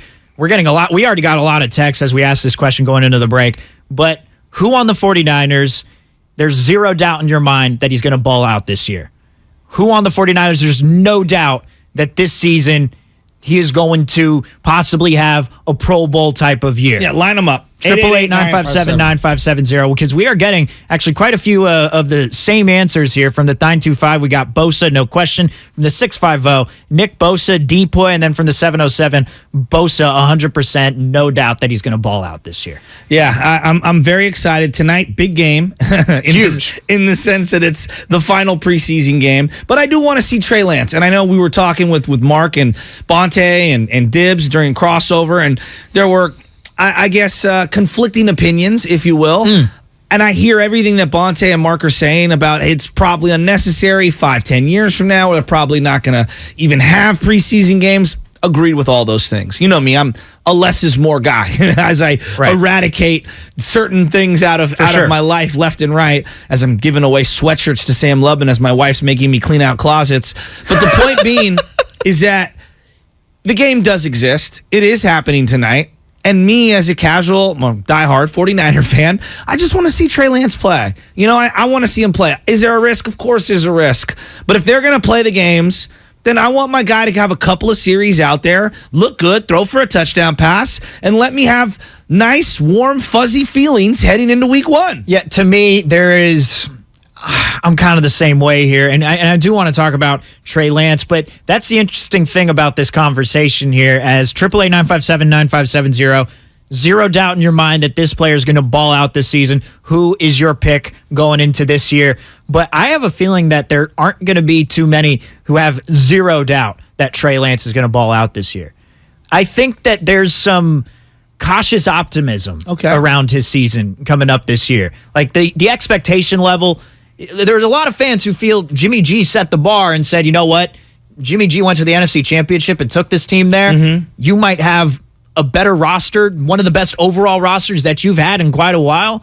Like, if you don't make the NFC Championship game, well, it's going to be on Trey Lance. That's not necessarily the case, but that's what people are expecting, is it's got to be the NFC Championship. But I have a feeling that there are a lot of fans who are... That seems so unfair. It does, doesn't it? It feels so unfair. It feels like there's a large segment of the fan base who is cautiously optimistic around Trey. I don't think there's going to be a lot of votes for Trey Lance with zero doubt that he's going to ball out this year.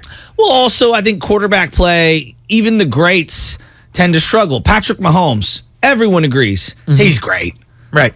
How many times last year during the middle of that season did you hear from somebody, he's got some fundamental problems with the way he throws the ball, and he's not reading defenses, and teams are taking away the over-the-top, and he just is unwilling to take the underneath stuff. I don't know if this was true or not, but Tyreek Hill one time told Inside the NFL, he was talking to, I think it was Boomer Esiason, I think Julian Edelman was on that broadcast too. I think Phil Simms was there as well. Tyreek Hill was saying at first he didn't think Mahomes was that good. Really? Yeah, he thought, I don't get what the hype is about this dude. He said that at first. He's like, he's got an arm. There's no doubt about that, but it's the other facets of the game that he needs to work on. And then eventually, Patrick Mahomes became Patrick Mahomes, and he did what he did. So Tyreek Hill ended up being wrong. Yeah. But I just... Tyreek Hill. Yeah, that guy. But, also, Tua is the most accurate quarterback he's ever seen. It's like you just played with Patrick Mahomes, dude. But anyway... I just think that there's cautious optimism around Lance. Well, I really think so. You know what it is? I think that, 49er fans in general, we just went through this with Jimmy Garoppolo. He's the savior! And then it ends up being, not that he's the weak link of the team, but like it's a work in progress. And I think a lot of people are so excited for Trey Lance, but they don't want to have their hearts broken early on. And so I think we're willing to give him a little more leeway early. Once the games are starting to play, I think we're all going to be insane, myself included. Yeah. He missed this throw, Oh, my God. If he hits this guy in stride, it's a touchdown. What is he seeing? Like, Niner fans are absolutely insane. There's a lot of 2020 hindsight when it comes to the football season with every fan base. It's not just the 49er fan base. There's no doubt. And you don't mean 2020 season. No, I mean 2020 hindsight as in afterwards. It's like, well, hindsight's 2020, but then blah, blah, blah. You react in certain ways, which most of the time is the wrong way to react. So you asked me the question, and we'll put Lance to the side for right now because I'm very optimistic about Trey. I think he's going to succeed. I think Kyle Shanahan knows that his entire thing is predicated on him and the quarterback succeeding. Period. It's so hard to predict on the offensive side of the ball whose turn it is on any given series in any given game. There were Debo games, a lot of Debo games last year. There were Kittle games, and then there were games where Kittle would go, silent for quite some time.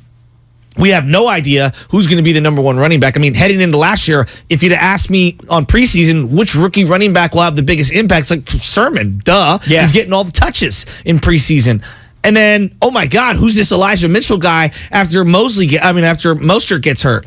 So I have no idea what they're going to do on offense. And I feel like they try to exploit the weakness of the team that they're playing. So that's going to be a moving target. Ayuk is another name, obviously, I want to reference because I think he's had a great offseason. To me, the most dependable guy on the entire team in terms of I know what I'm getting is Bosa. And you think I'm going to pick Bosa, but that's not who I'm going to pick. I'm going to pick Eric Armstead. I think quietly Eric Armstead has been for 3 straight years one of the most consistent, reliable players on the roster. He's been healthy for almost every single game. All the way through. He has been a run stuffer, and when he plays on the inside, he has been not just good, he's been elite. To me, Eric Armstead is the most underrated guy on the team, and no one's going to pick him because Bosa is flashy, and I love Bosa. That's my guy. I think he is going to have a no doubt about it monster season. Really? I do. Man.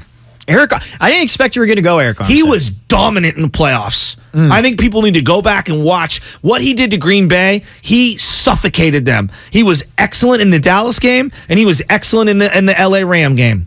You know, I think that everyone puts Eric Armstead kind of up against DeForest Buckner, right? Because that's essentially what you did. You drafted Javon Kinlaw, so everyone's looking at him to replace Buckner, but you also paid Armstead. So, like, whenever you're talking about the Buckner move, it's like, well, they didn't pay Buckner, they decided to pay Armstead. I think he has been better than a lot of people thought that he was going to be, and a lot of what's reported out there about Eric Armstead. Him and Jimmy Ward are very similar to Brandon Belt in that early in their careers, oh my God, why can't they do more? Why are they always hurt? Right. And it's not a like for like, but they're very comparable. Armstead didn't really have a set position. Is he a D tackle? Is he a D end? Are we a 3-4? Are we a 4-3 defense? I didn't even know what the scheme was. Same thing with Jimmy Ward. Is he a corner or is he a safety? Right. What is he a nickel guy? Is he a safety? What's he doing? And they went through so many coaches and so many different philosophies defensively, they had no idea. And then now as time has moved on, everybody's realizing like, oh, Jimmy Ward and Eric Armstead are really good. They're very, very, very good players. And I think last year, because of necessity with injuries in the inside of that defensive line, Armstead gets kicked to the inside. He was really good. Really, really, really good. So I know no one's going to take him, but to me, he is the most consistent player because he's always out there, and I know what he brings to this team. And I just love his size. I think Eric Armstead is no doubt about it going to ball out this year. See, to me, I was actually going to stick on the defensive side as well, and I didn't want to pick Bosa. It seems too easy for me. Well, and this one might seem easy also. Give it to me. Just because he is the guy that's wearing the green dot and he is the leader of that defense. But I think Fred Warner is about to have a monster year. How good does he look? Like last year for him, kind of a down season. 2020, he was an all-pro, Pro Bowler. He was fantastic in 2020. But 2021, last year, I'm not saying he wasn't good. Not saying he wasn't good. But for him, there were a couple of plays where you look back, and even he said that he was kind of disappointed with how the season went. And you know what I'm going to use? I understand that nobody likes this list. You don't like this list. I don't think Lubman likes the list. But the NFL Top 100, right? We don't like how the way the list shakes down because we always talk about the ranking and, it's like, oh, this guy should have been ranked higher. Like, to me, once you reach, like, the pick 80, after that, you got the top 80 players, those are the guys in the NFL. Fred Warner was picked among them after the 2020 season. He wasn't picked in the top 100 in 2021, and I genuinely think players look at that and they actually care. Well, he's another guy who in the playoffs played way better than he did during the regular season. I think that, though, I think players care about that sort of stuff. Like, I think DeForest Buckner wasn't ranked one year, and then after, he was an absolute stud. Yeah. Like, I think there's some added motivation there. So not only is it he had a down season by his standard last year, but this year, I think he's going to just take it up a whole nother level. I think he has that added motivation, and you're going to be behind that defensive line. Like, your front seven is just stout, and your front four specifically. I mean, if Javon Kinlaw is going to play like he's been playing in the preseason, just like flash. He played in that last game. Yeah, he just needs to flash. Woo, and then you open up some holes for Fred Warner to blitz. Yeah. I think you're going to see a lot from Fred Warner this year. His ability to play coverage as a linebacker at his size is just uncanny. The thing also with him, and I was listening to him and D'Amico Ryans talk about this, year one, I think D'Amico and him, it felt like D'Amico is the obviously defensive coordinator, yes. But Fred Warner said that he felt like he was trying to do too much, over pursuing, trying to make a play where there was no play, and I think trying to justify that big contract that he got, which it makes total sense if you just say it out loud, like wanting to do and show everyone, oh, I know I got paid, but I'm really, really, really worth it. Right. This year, there seems to be a synergy between the two of them and a comfort level where he feels like a leader on that field. That's number one when you watch him. And number two, it just feels like he's in more sync with this particular defensive scheme. Going from Saleh to D'Amico, everybody thinks they're exactly the same. There are some differences. There are some wrinkle differences. And D'Amico played linebacker in the league. So I don't know. I think he is primed for a big year this year. I think his numbers are going to go up as far as interceptions. Like, he's one of the best in the league at disguising, possibly going for the run and then just dropping back and actually being in pass coverage. He's one of the best in the league at doing that. I think his sack numbers are going to go up. He had 3 in 2019. He had 1 in 2020, and he had half a sack in 2021. I think he's going to eclipse those numbers. So I'm expecting a huge year from Fred Warner this one. Yeah, this year. I am too. He does a really good job baiting quarterbacks as a linebacker into throwing the ball right to him. I mean, he's really sneaky at that. And the one thing that I've really enjoyed at the few practices that we've been to is seeing him versus Trey Lance in terms of like setting up their perspective side of the ball for success. Fred's talking and chirping and moving this guy and moving that guy. Like, he is, no doubt about it, the quarterback of that defense. When you watch him, Fred Warner, and him going up against the quarterback, Trey Lance, as he's trying to, Trey's audibling and moving guys and changing protections. The chess match between the two of them has been really fun. I agree. And just seeing him throughout practice, I think he's going to have a huge year. You know what we're not getting? And I think people are not cautiously optimistic, because that's what you're kind of putting with Trey Lance right now. But Deebo Samuel's not getting zero doubt that Deebo's going to ball out this year. We're not getting any of that. Why is that? We're getting more Brandon Ayuk than actually Deebo Samuel. From the 415, Ayuk is going to have a fantastic season. From the, where was it?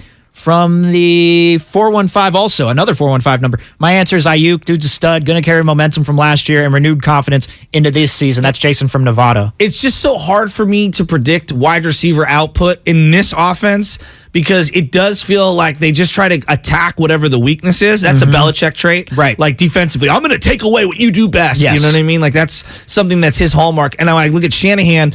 If I tried to explain to you what their offense was, everyone's going to first say, well, you're going to run the ball, which is obvious. But then, like, in the passing game, there's a lot of slants, a lot of smoke screens, a lot of one read, clearly defined throws. But it's not predicated on throwing to one position or one guy. It feels like they do kind of go series to series, play to play, game to game.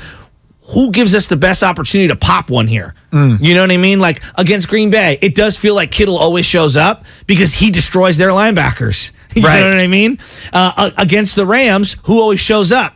Deebo Samuel, because they don't have anybody who can run with him at linebacker and at the cornerback position. If you're a 49er fan, who, in your mind, there's zero doubt that this dude's going to ball out this year? 888-957-9570. No Kittle. I haven't seen any George Kittle. Have we not forgotten seen that? He's one of the top tight ends?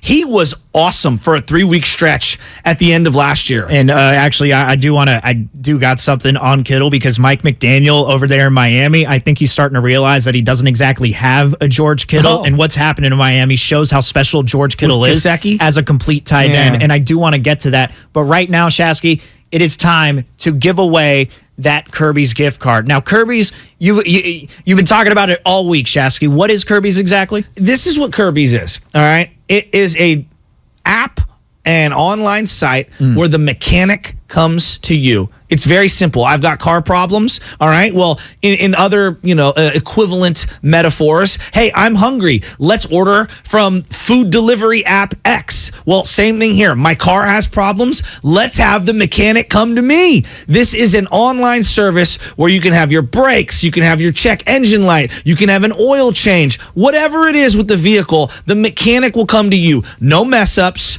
no fake problem with your engine, no waiting around, no dropping off the car, going back home, waiting to hear back from the mechanic 3 days later. No. None of that. You stay home. You're working from home. You can have the mechanic come to you in a tight little window, and everything is transparent and upfront. That's what Kirby is. Man, I mean, it's a good deal. 415-951-2386. Fifth caller to the contest line, 415-951-2386. Then you are going to win the gift card to Kirby's, and they can come right to your door. We need a nickname for Brandon Ayuk, and I've thought about it long and hard. What's that? Snoopy. Why Snoopy? He's out of the doghouse. That should have been given to him in week 7, last year. Shout out to Brandon Ayuk getting in that doghouse, because he created that segment, the doghouse, on the pregame show, and that's what that's based on. But back to the George Kittle thing. I don't know if you're seeing what's going on in Miami right now, but Mike McDaniel is trying to, of course, he was the former offensive coordinator / run game coordinator with the 49ers. He was kind of an unsung hero that nobody really talked about until he became the offensive coordinator last season. Like Kyle Shanahan always calling the plays, but as far as play design, Mike McDaniel was taking up a lot of that. He's an absolute film. I love Mike McDaniel, actually. I'm going to be rooting for Miami just because of Mike McDaniel. But he's trying to instill that outside zone run in Miami because they got a lot of speed guys.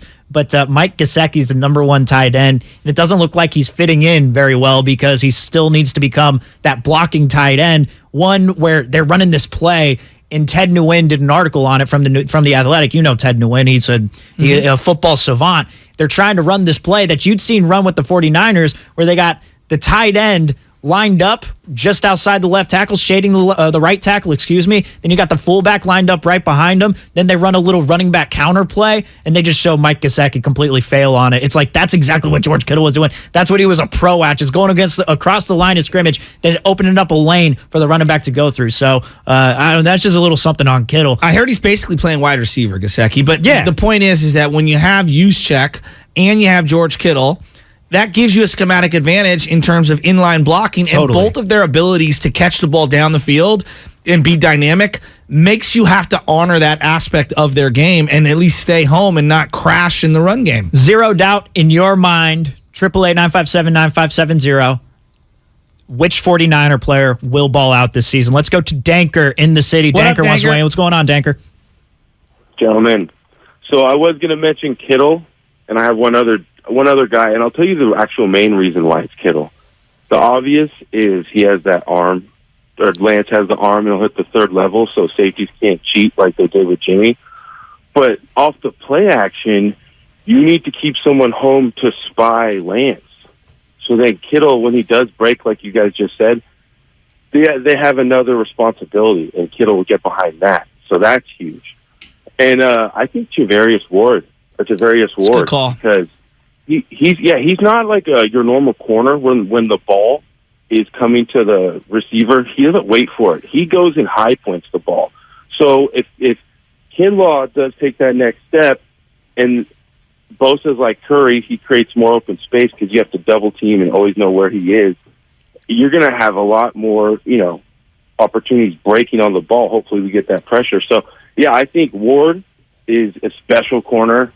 And Kittle, I think Kittle's just going to have a monster year. Yeah. But let's go Niners. Let's go. Appreciate you, Danker. Kittle's a good one. He is. When you see that dude, and he's just standing on the sideline at practice, like I didn't realize how big he was without the pads on. I guess, I don't know, maybe the pads on television make him look a little smaller than he actually is, but when you see him in person, he's a monster. It's like, how does this dude not ball out? How do you not make this guy your pick? He's so fast for his size. Like, I know that sounds like, duh, Joe, he's fast. But, like, no, you know what I mean? Like, seriously, he is extremely quick for how big he is, and he's humongous. You don't realize how jacked he is until you see him in person. The other element that I think Niner fans have become very spoiled to, Vernon Davis and George Kittle, great pass catchers. Vernon, not the greatest hands, but he could be very dynamic once the ball's in his hands. Unbelievable inline blockers. I mean, think of how good they have been. So blessed to have maybe the two best blocking tight ends who are also great pass catchers in their respective eras. I mean, we all love Kelsey. Kelsey's probably a better pass catcher than George Kittle. I don't think that's hyperbole. He's great. Kelsey's incredible. Is he the blocker that Kittle is? Probably not. Gronk is. I will give Gronk his flowers. Well, let's see with Kelsey what's going to happen when he is the primary receiver at this point. You're skeptical? Well, no, I'm not skeptical on Kelsey, but I do think that numbers are going to go down as defenses are primarily focusing on him with Tyreek being out. Tyreek opens up a lot of the field for Travis Kelsey to get those passes wide open over the middle. I do think he's great. I'm not trying to take anything away from Kelsey, but I do think there's going to be a regression with Tyreek Hill not on the team. But that's... No, that's fair. This is Kansas City Sports Radio, Chiefs Talk. Just kidding. I like that. You just turned into it. No, but the way I hear Niner fans talk, they're like, Kittle's the best. He's awesome. And I think at times he can be the best.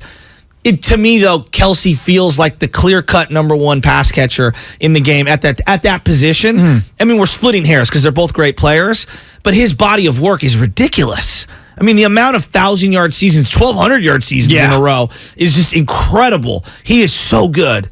Man, by the way, Danker also brought up Tarvarius Ward. which is an interesting one. We actually got some good news yesterday.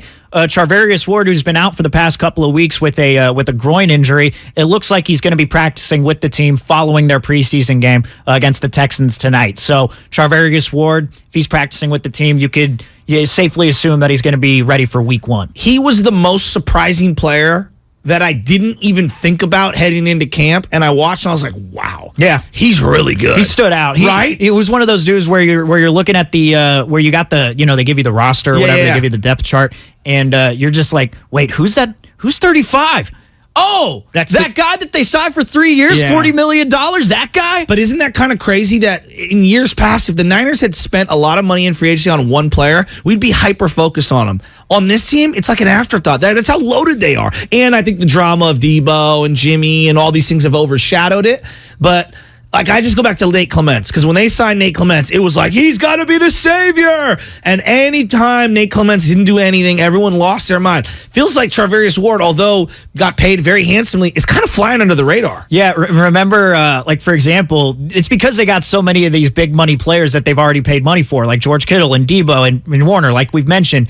Bosa is going to be the next one up.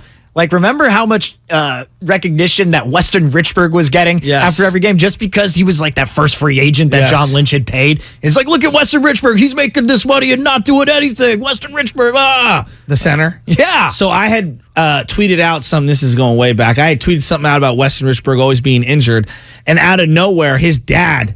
I remember this. I didn't tag him, but his dad came in at me and said that the team misdiagnosed the injury and that he played through all these injuries that were unrealized, and I didn't know what I was talking about. And I was like, you know what? I respect it, Dad, because if my dad was on social media defending me, I would understand it. Well, when we used to be the A station and Marcus Simeon was a part of the A's at the time, when Simeon would be, his dad was one of the worst defenders in the league. His dad would call in to back him up. So shout out to Marcus Simeon's dad. Shout out to all the dads out there. Yeah. But continuing on here with the 49ers. Tonight, you got preseason week 3 against the Texans, and we're really looking forward to it. We've been talking about guys who are zero doubt in your mind they're going to ball out this year. Well, you know what? We're not going to see those guys tonight. A lot of those guys are going to be getting rest. You're going to be seeing Trey Lance, though.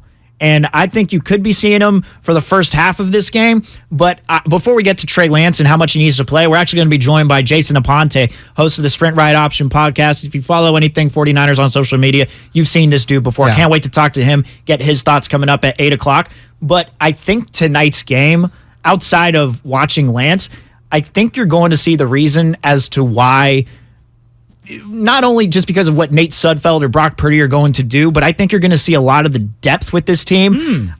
Look, I personally think they need to keep 5 running backs along with Juszczyk. Along with Juszczyk, keep 5 receivers, and then keep 2 quarterbacks. I think that's what they need to do. I don't need the 3 quarterback thing happening. So then you're cutting Purdy?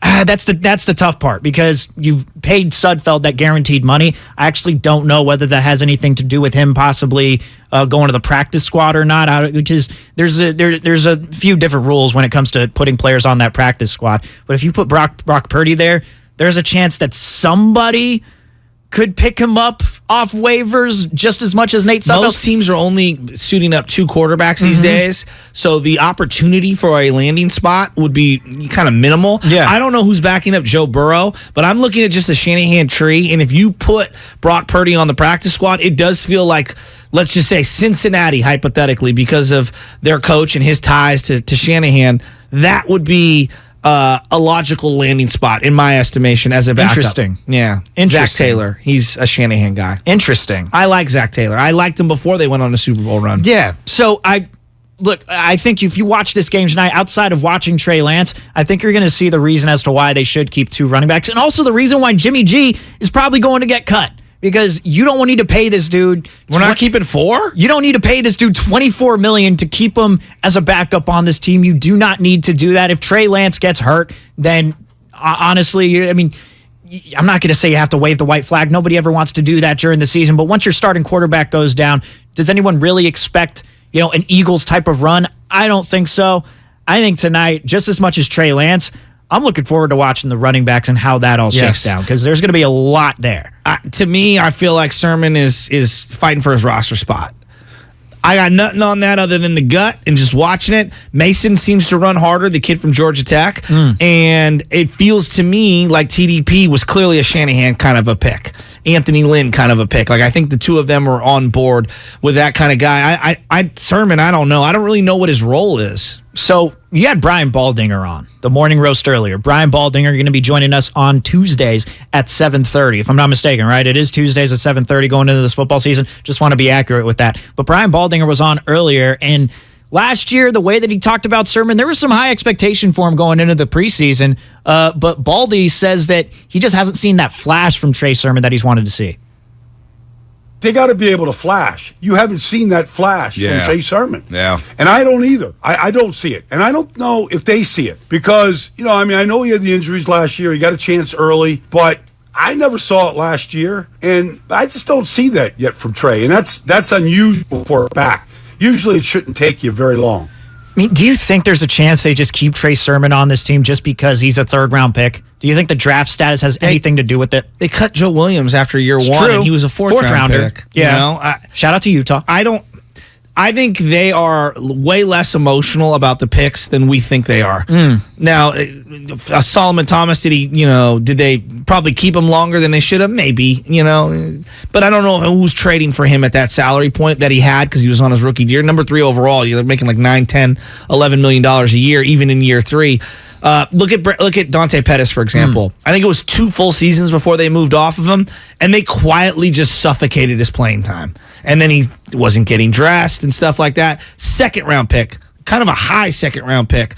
Sermon as a 3rd, I don't think they'd have any qualms with either trading him for a pick, I don't know who would take him, or just releasing him. I mean, I think that's what they're going to do. I think it's going to end up like that's what makes tonight so interesting. It's like preseason game. Who cares? Get me to the regular season. But the final preseason game when guys are fighting for a roster spot and the running backs. I know you're wondering like why would anyone care about the 5th running back on the team? Well, last year Deebo Samuel was put in week 10 not because Shanahan thought it was going to change up the offense. He put Deebo Samuel in out of necessity because he didn't have that many running backs in the room. So it's like, you know what? We need to give Deebo maybe 5 or 6 carries a game from now on just because our other running backs are hurt. Jeff Wilson comes back. He's playing tonight. Then Jeff Wilson comes back. Can't wait for that for Jeff Wilson. Elijah Mitchell's going to be your number 1. But I really think you need to keep these 5 guys on the team, these 5 running backs, along with Juszczyk added on there. So technically you'd have 6 in the backfield. Like, I personally think that's what they need to do. And tonight, you're going to be seeing Trey Sermon and Jordan Mason, both of those guys. Jordan Mason, the undrafted free agent, you're going to be seeing them fight for a roster spot, I think. And anybody who doesn't think that Shanahan has the guts to keep an undrafted free agent, can I introduce you to Matt Breida? Oh, Matt Breida. He served his purpose, though. He was a really good player for the team, and then it got a little too physical, and he got the fumbles. I mean, look at Raheem Mostert. He did one thing really well. Extremely fast, dynamic back. I love Mostert. I would want a Mostert type as one of my backup running backs all day, every day. Every time he touches the ball anywhere on the field, he could go 80.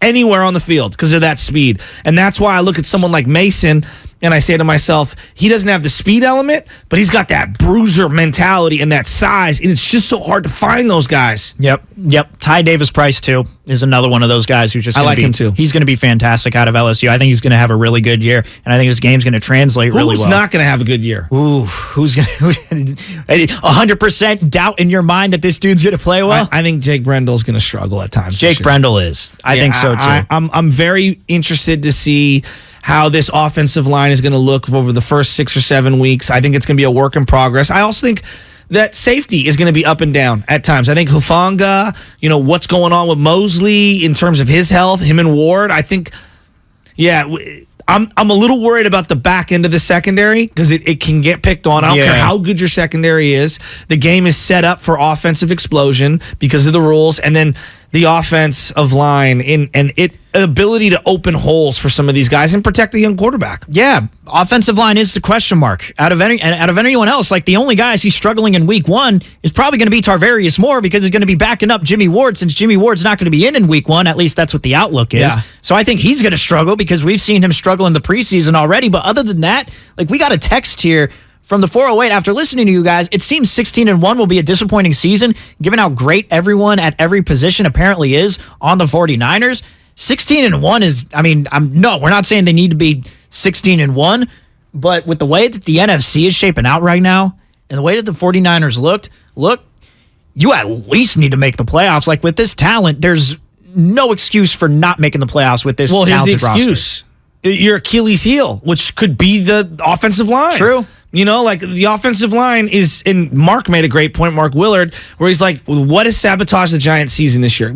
Oh, people are going to go platoons and this. No, it's the bullpen. Like, it's a direct correlation. The bullpen has been horrific, and it has sabotaged whatever slim chances they had at making the playoffs.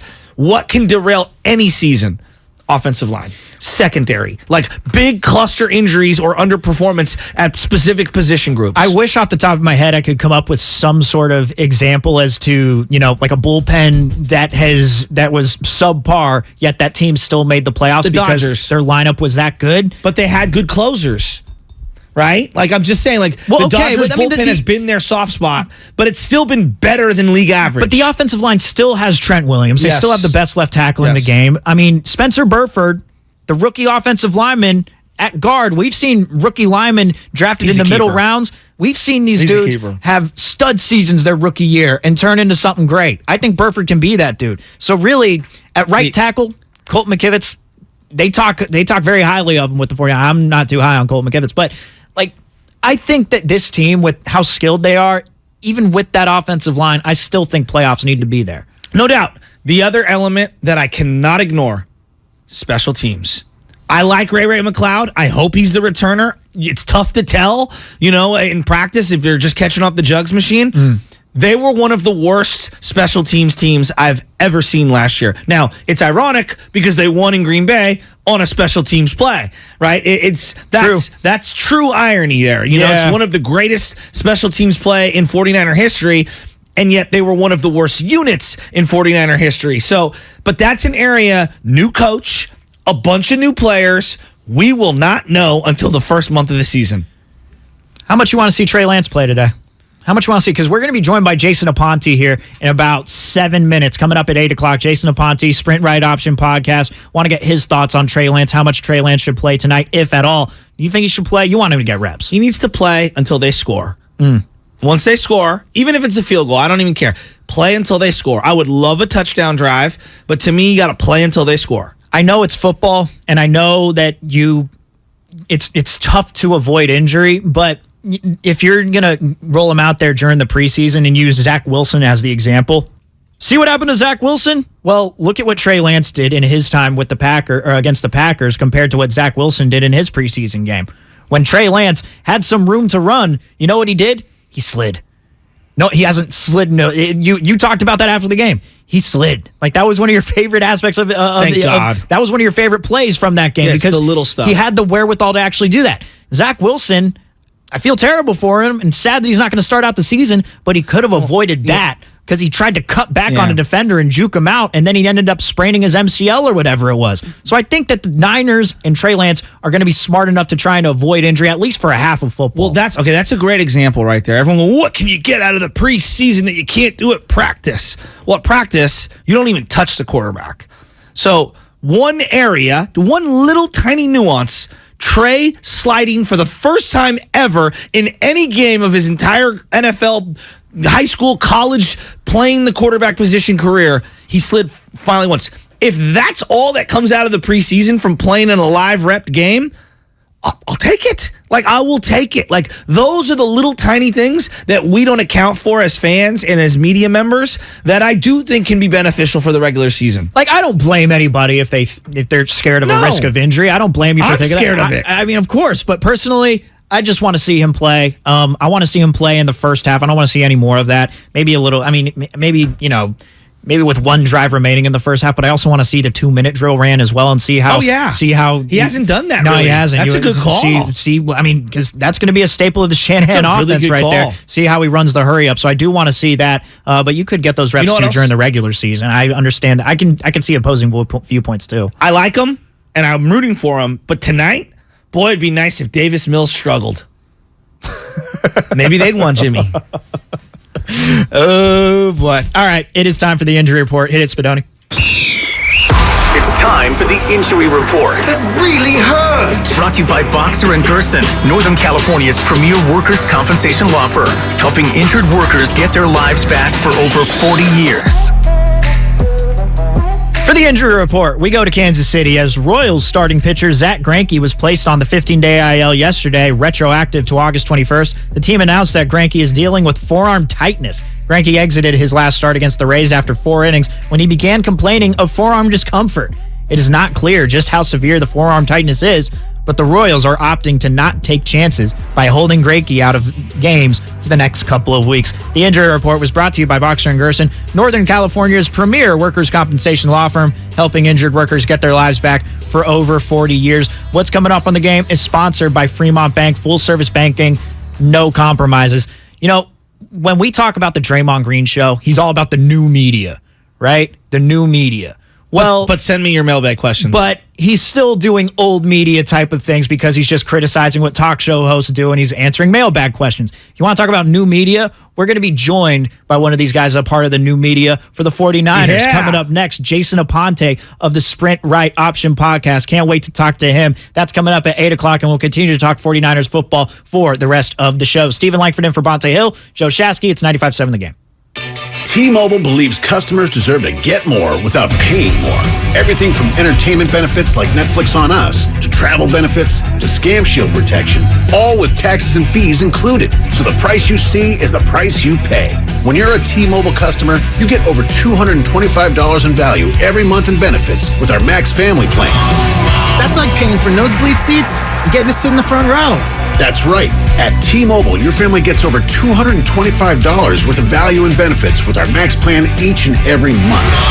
Plus, with our Price Lock Guarantee, we won't raise your rate plan price for talk, text, and data ever. That's like paying for a cab and getting a stretch limo. At T-Mobile, you get value beyond the expected. Qualifying service required. Value based on included monthly benefits. Sales tax and regulatory fees included in Max's monthly price. Price Lock guarantees rate price of talk, text, and data for new accounts with qualifying service. Exclusions apply. See details at T-Mobile.com. Okay, you know those amazing spots only the true San Francisco locals are in on? Like Square Pizza. That place with the square pizzas? Or Mama Hoo-Hoo? The spot for sweet and sour chicken that's anything but so-so. Order up! You know, with the Granch dressing. And all the other spots the real SF locals know without us even saying them. Yeah, they're on DoorDash. San Francisco gets it. DoorDash has it. It's easy to think all money managers are pretty much the same, but at Fisher Investments, we're clearly different. Different? How? You sell high commission investment products, right? No, Fisher Investments doesn't sell any commission-based investment products. Well, you must earn commissions on trades. Nope, never at Fisher. We're a fiduciary, obligated to act in our client's best interest. It's the highest standard of care for a financial advisor.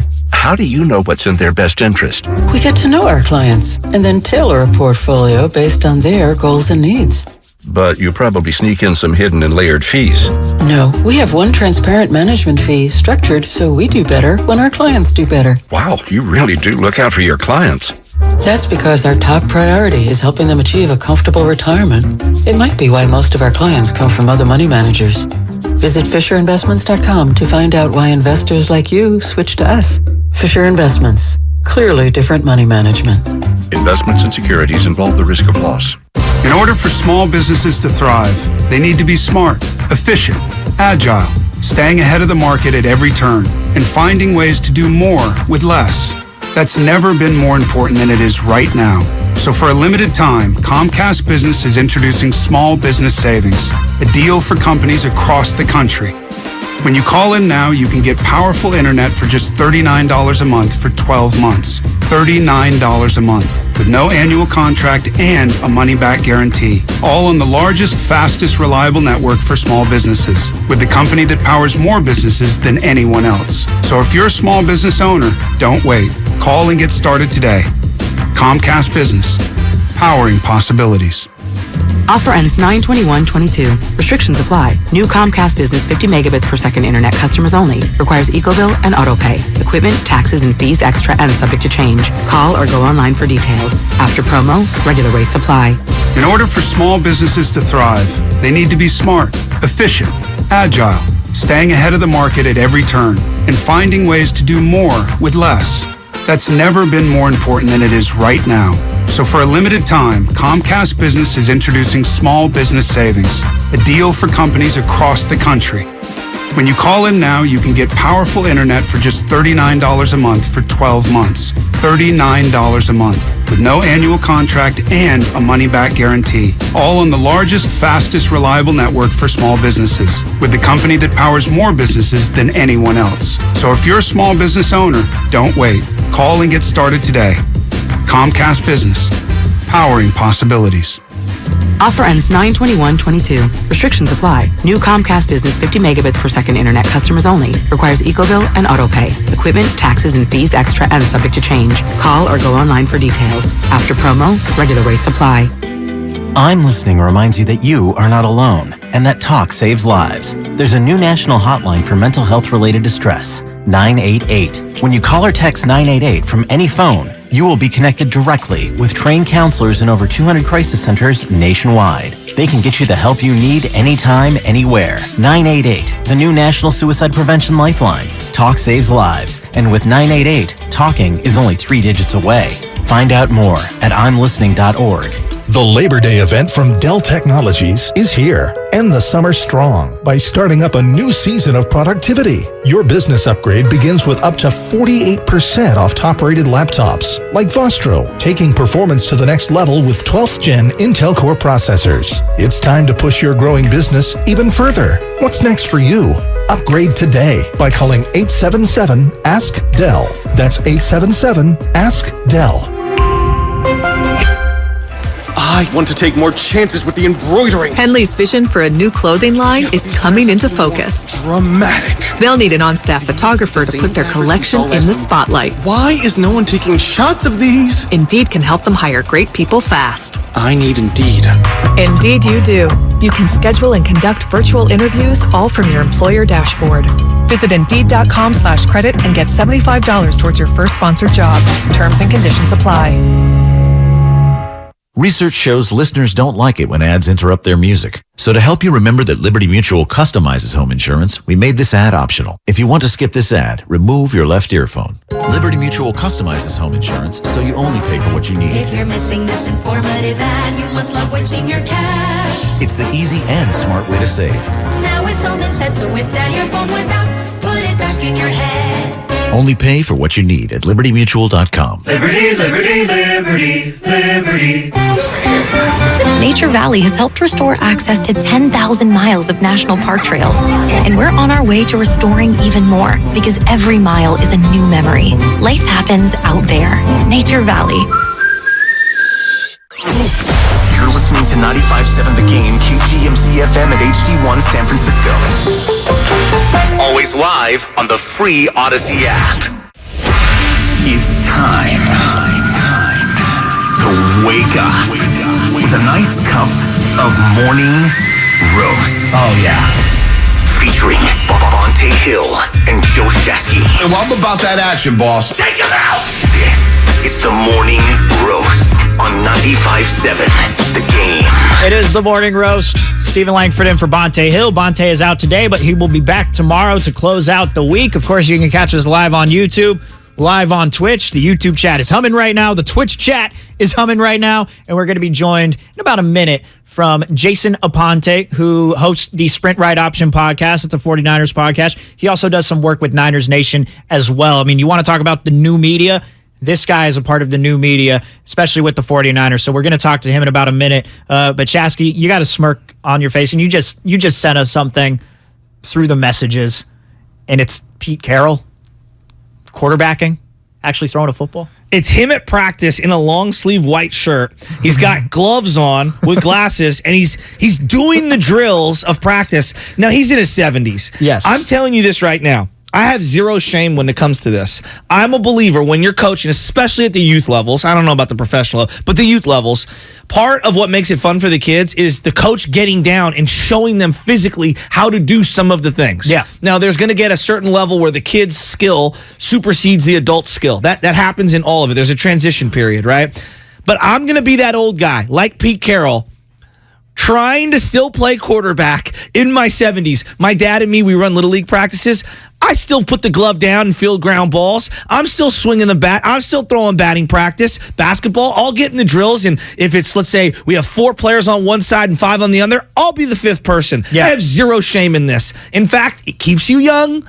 It's fun, and the kids love it. And seeing Pete Carroll, whatever you guys feel about Pete, and I can't stand the guy when it comes to the coach, but this is the kind of stuff where I'm like, Pete, I love you. Yeah, I agree with you. Like, it was just in the most recent episode of Hard Knocks. I don't know if you watched the 3rd episode of Hard Knocks. Third. No, I didn't see it. Dan Campbell was backlogged. Dan Campbell was working with the tight end. And I bet it was awesome. Teaching him how to block. And then you see how quick Dan Campbell moves. It's like, damn, you want to see him get out there on the field. But after seeing Pete Carroll here throwing we need to see like a coach. Can we get an 11-on-11 coaches game where all the coaches play their respective positions? Like you have Shanahan as a wideout, Pete Carroll as the quarterback.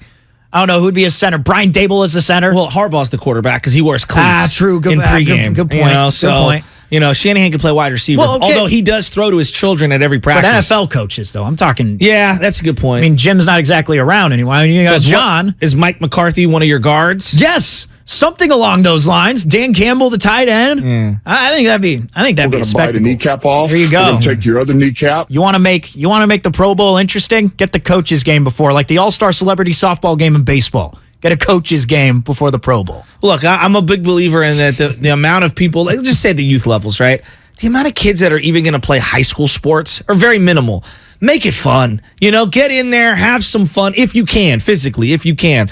And make it fun. It's good for you, too, to be healthy and burn a little of those endorphins. I agree. I love that Pete did this. So we got 49ers, Texans tonight, the 3rd and final preseason game. The 30th is when they cut down the roster from 80 to 53, but this is the game where guys who are possibly on the fringe of making the team, this is where they make a name for themselves. Now, a guy who's made a name for himself within the media is Jason Aponte. You can follow this dude at Jason Aponte. That's APONTE 2103 on Twitter. He hosts the Sprint Ride Option podcast. He does some work for Niners Nation. Good morning, Jason. Thanks so much for joining us, man. Hey, good morning, Steve. Good morning, Shasky. Thank you guys for having me on. All right, we've been playing a fun game all year with all the different people around the nation when it comes to Trey Lance. I just say this, and I let people talk. Yes. Trey Lance, your thoughts? I'm ready, excited, and I think that everybody should be patient. I think the best word is to be patient. There's going to be moments where you see the talent and you see the flashes, and there's going to be moments where you say, "Oh yeah, that's a rookie." And I think that patience is the best way to go about it. You can't go through the highs without going through the lows, and I think that's the best way to look at it. One play isn't going to define him either way. It's going to be a body of work, which we're going to see this entire season. So we're having a sports radio conversation naturally, Jason, about how much Trey Lance should play tonight. How much do you think he should play tonight? Do you think he should play at all? I do, actually, and I guess the number one goal is to make sure that everybody gets out of this game healthy. But the 49ers do have 17 days until week 1, so there is something to the idea of being cold, and you do want to, momentum is big in this game. So you do want to see 3 to 4 series where they can string things together with the starters, start to build that cohesion with the offensive line. But main goal, get out healthy. But I do think because of the long layout and the way that these preseason games were jammed together, 12 days, 3 of them, I think that it is good for them to get out there, maybe feel some hits, get them in, get them out, but get them ready for week 1. All right, so you've been at all the different camps and you've been watching every single practice with a fine-tooth comb. Who's a guy that maybe 49er fans at home who haven't seen any of the practices aren't familiar with that you actually think is going to make a deep impact on this roster for this year? That's a good question. I mean, you can look at so many people. I mean, I've been firmly in the Jordan Mason camp, and we're going to find out what he can do. Hopefully he gets some more run this time, but he's been one of the most consistent players across camp. Deep impacts, I mean, there's going to be the guys that obviously everybody's going to see Bosa, all those guys, fine. But, as far as the deep impacts, I think it's going to be guys that we haven't necessarily seen pop on the field. So, I mean, during preseason. So, let's say, I'd probably say Tarvarius Ward is going to have a chance to impact if he can show some things, if he can clean up a little bit more on the back end. As we know that Jimmy Ward is going to be in and out. We don't know what's really going to be happening with him in week 1. It's going to be hard to say. I'm firmly in the Jordan Mason camp, and I am pushing. I'm stamp my flag pushing for him to make this roster. I think that he's one of those Shanahan backs that, either is drafted late or not drafted at all that he gets something out of, and he just fits the profile so well. Jason Aponte, he covers the 49ers. He hosts the Sprint Ride Option podcast, and he also does some work for Niners Nation as well. So you're speaking on Jordan Mason. Is the running back group the group that you're going to be paying attention to the most tonight? Are you going to have a microscope on the offensive line? Anywhere on defense, the cornerbacks, the linebackers? Who are you going to have a microscope on tonight as far as the position group? Yeah, I think it's offensive line. I think it's running backs, and I think it's the free safety spot right now because of the influx, and we don't know what's going on with Jimmy Ward. George Odom was actually running with the ones in joint practices, actually had the interception in the Minnesota game. But how much of that is that going to carry over? He immediately took over with the ones on the next practice, and it was a little bit interesting to see Tarvarius Ward running with the twos. You saw a little bit of Dante Johnson actually too running with the ones. So it's going to be free safety for me. Everything else is pretty much locked in. You know who your three linebackers are. You know who the rest of the secondary is. You know what the defensive line is. Offensive line, I'm looking for that cohesiveness. Is that going to build? What do we do at center? It's going to be Jake Brundle. Does he look good? And then the running back room, I think we have a telltale sign as to who's going to make this roster. It's clearly Elijah Mitchell. Jeff Wilson starting and running with the ones pretty much puts him in the safe category. Now you have to get to the part about Trey Sermon, TDP, TDP's in, but Trey Sermon, Jermichael Hasty, and Jordan Mason are the three guys that I'm looking at that possibly are on the bubble or should at least be discussed in that way. When you're looking at this, because you keep referencing kind of the secondary, which I'm worried about, and the offensive line, which I'm also worried about, if I were myself to pinpoint what I believe to be the Achilles heel of this team, if there is one, those would be the two places that I would start. Am I wrong for that, or is there an area that maybe I'm neglecting, like quarterback? No, I don't think so. I think that there should be a little bit of hesitance, especially because we haven't seen Tarvarius Ward and Emmanuel Mosley on the field at the same time. But, you know, you spent some time at Camp Chesky. Those guys are fine. I think that the cornerback room, I think that is locked in. It's more about what this safety group is going to look like. You know, Talanoa Hufanga, who everybody's excited for, rightfully so, is inexperienced. He is. And what happens with Jimmy Ward not there? Who's going to fill that void? I think Jimmy Ward is one of those pieces. He's that glue guy that when he's not there, he can make up for so much when he is there. When he's not there, what's that going to look like? So I wouldn't say that it's a worry, but I could definitely see some concern. And the offensive line, nothing works if the offensive line isn't working. Not the running game, not what's going on with Trey Lance. I understand that Trey Lance has legs and he can move, but at the same time, you don't want to put your quarterback in bad positions where he's having to duck all the heat the entire time. So we're looking to see, especially with Mike McGlinchey not playing in this game, we're looking to see what this offensive line can do with extended reps, and hopefully that cohesiveness, it comes to the forefront this time. Jason Aponte, he covers the 49ers. He is host of the Sprint Ride Option podcast, also does some work for Niners Nation, and we really thank him for joining us this morning. Javon Kinlaw is one name that I want to throw out there because we're talking about positional groups, but what this dude did against the Vikings in that last preseason game, just how in shape he looks, that video of him walking off the practice field after joint practices, like Kinlaw looks like he's primed for a big year. Yeah, absolutely. And shout out to Steph Sanchez, who was at the joint practices. She was the one who actually recorded that video. Big time. Right. So good. And everything as well. But yeah, I think that a lot of people are excited for Javon Kinlaw, and rightfully so. And in the beginning, I think that a lot of people had this way of comparing him immediately to DeForest Buckner because it almost felt like he fit right in there, and they basically drafted him to replace him. I don't think that's the correct way to do it because DeForest Buckner is one of one. And when people ask me, hey, you know, what's your prediction for him, or what does a good season or a great season for him look like, I think it just boils down to being on the field. If he's on the field for 17 games, the rest will take care of itself. He's obviously a menace in the run game. You have to pay that extra attention to him. But I'm interested to see how he lines up with Eric Armstead inside in 0 technique, 3 technique, being able to get to the quarterback. And if he can advance in that way, I think that once he just gets on the field for 17 games, it's going to be a problem for the rest of the league. I'm very excited for Javon Kinlaw. Jason, just as we zoom out a little, big picture on the fan base and the quarterback position, this fan base with the quarterback, I scream and yell about this all the time. Frankie Albert and John Brody and Y.A. Tittle, Joe Montana, Steve Young, Garcia, Alex, Cap, like you go right down the list. And now we're at Jimmy and Trey. Are we going to be patient as a fan base, or are we going to lose our mind that first series if he airmails somebody on a slant? Like, because I feel like we're going to be the end there where we're going to lose our minds on every single throw. I don't think we can be patient. Do you think this fan base can be patient? Look, I will say this. The 49ers quarterback position is a landmark position in sports, right? Like point guard for the Lakers, shortstop for the Yankees. The many places that are just like their generational positions, right? So, of course, 49er fans are going to have high expectations for this.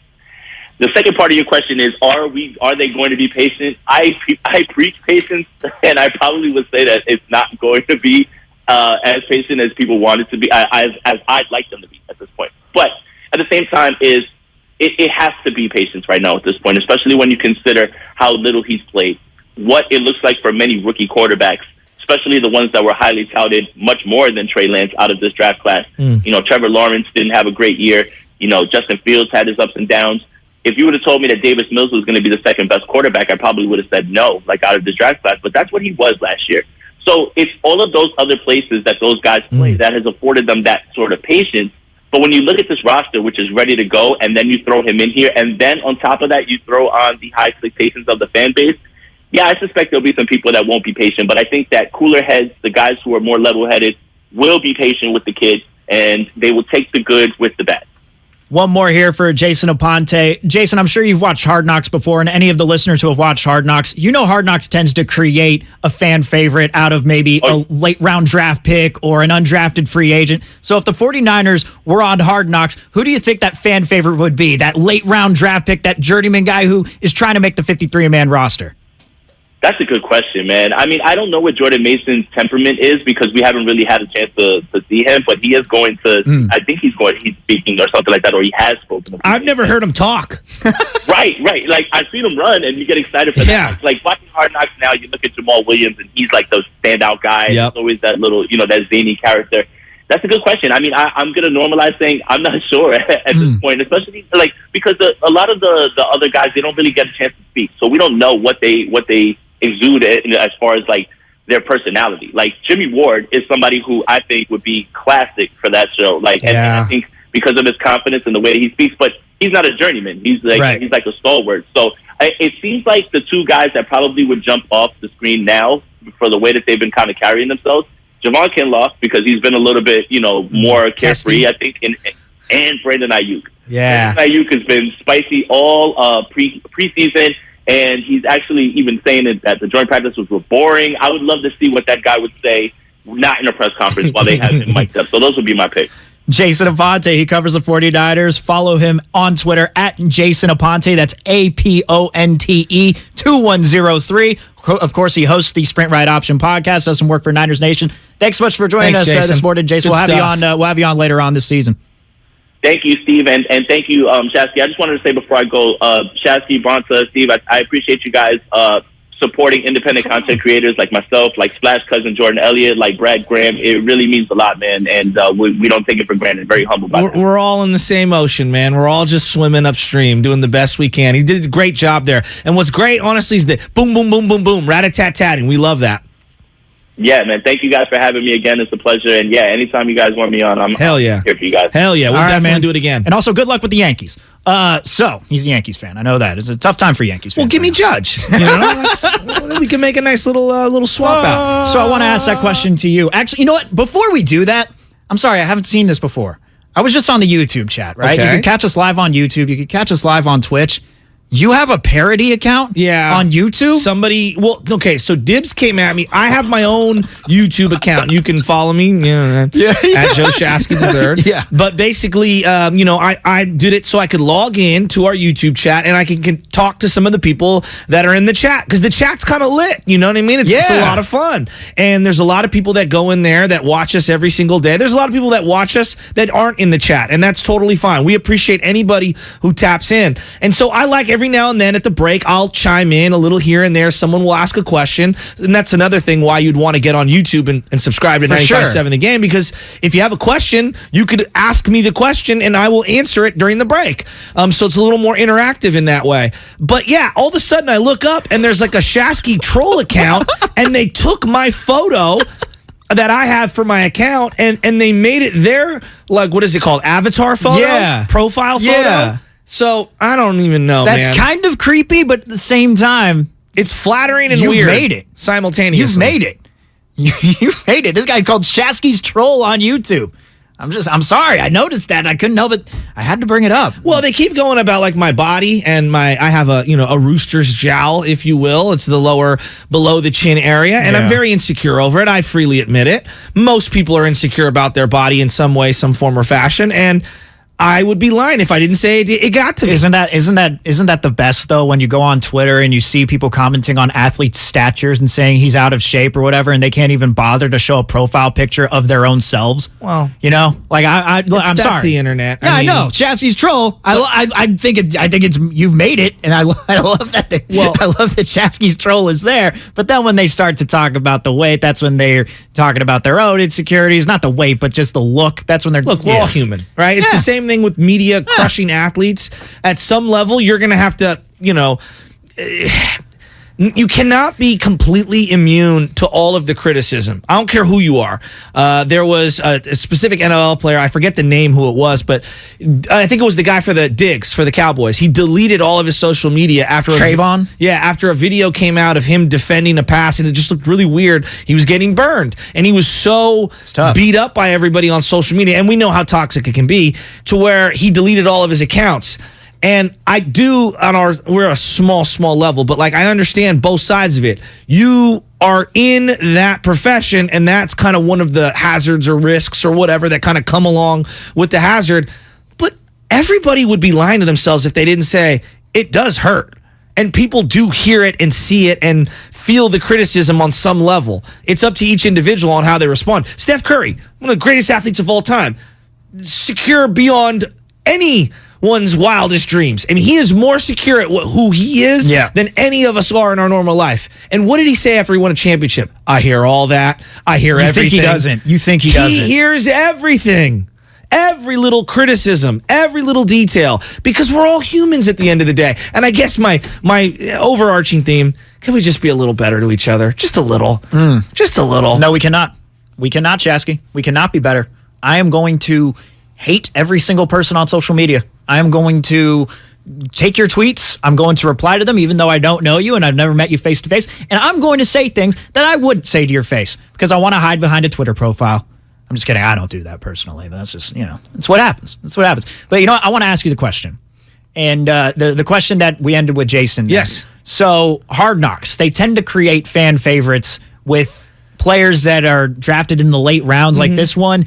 I can't remember his first name, and I wish I could, but he's the linebacker that they call Rodrigo. Okay. Number 44 on the Lions. Everyone loves Rodrigo right now. Let's go, Rodrigo! That kind of thing. And then there's a couple other players on there that they had in the last episode. But who would be that guy on the 49ers? Like, if 49ers were on Hard Knocks this year, let's not go through the hypothetical of, well, they'll never be on Hard Knocks because they're not eligible. Forget all that. Just the hypothetical, if the 49ers were on Hard Knocks, who would be that late round draft pick or that undrafted free agent who would be the fan favorite? I've thought about this. Yes. Danny Gray. Danny Gray would be the guy? Even though he's a third-round pick, I believe, this year, he is very vocal. I mean, when he makes a play, he lets the DB know about it. He lets the fan base know about it. He's got a lot of personality popping through that helmet. Yeah. A lot. I saw that. I told you, man, at practice. Saw that the first drill. And there's a guy for the 49ers who kind of is their, not social media, but I guess he's their media PR guy. He would be the equivalent of Raymond Ritter for the Niners. His name's Corey. And I asked him, who's the guy that maybe we don't know about that I need to know more about? He said, Juwan Jennings.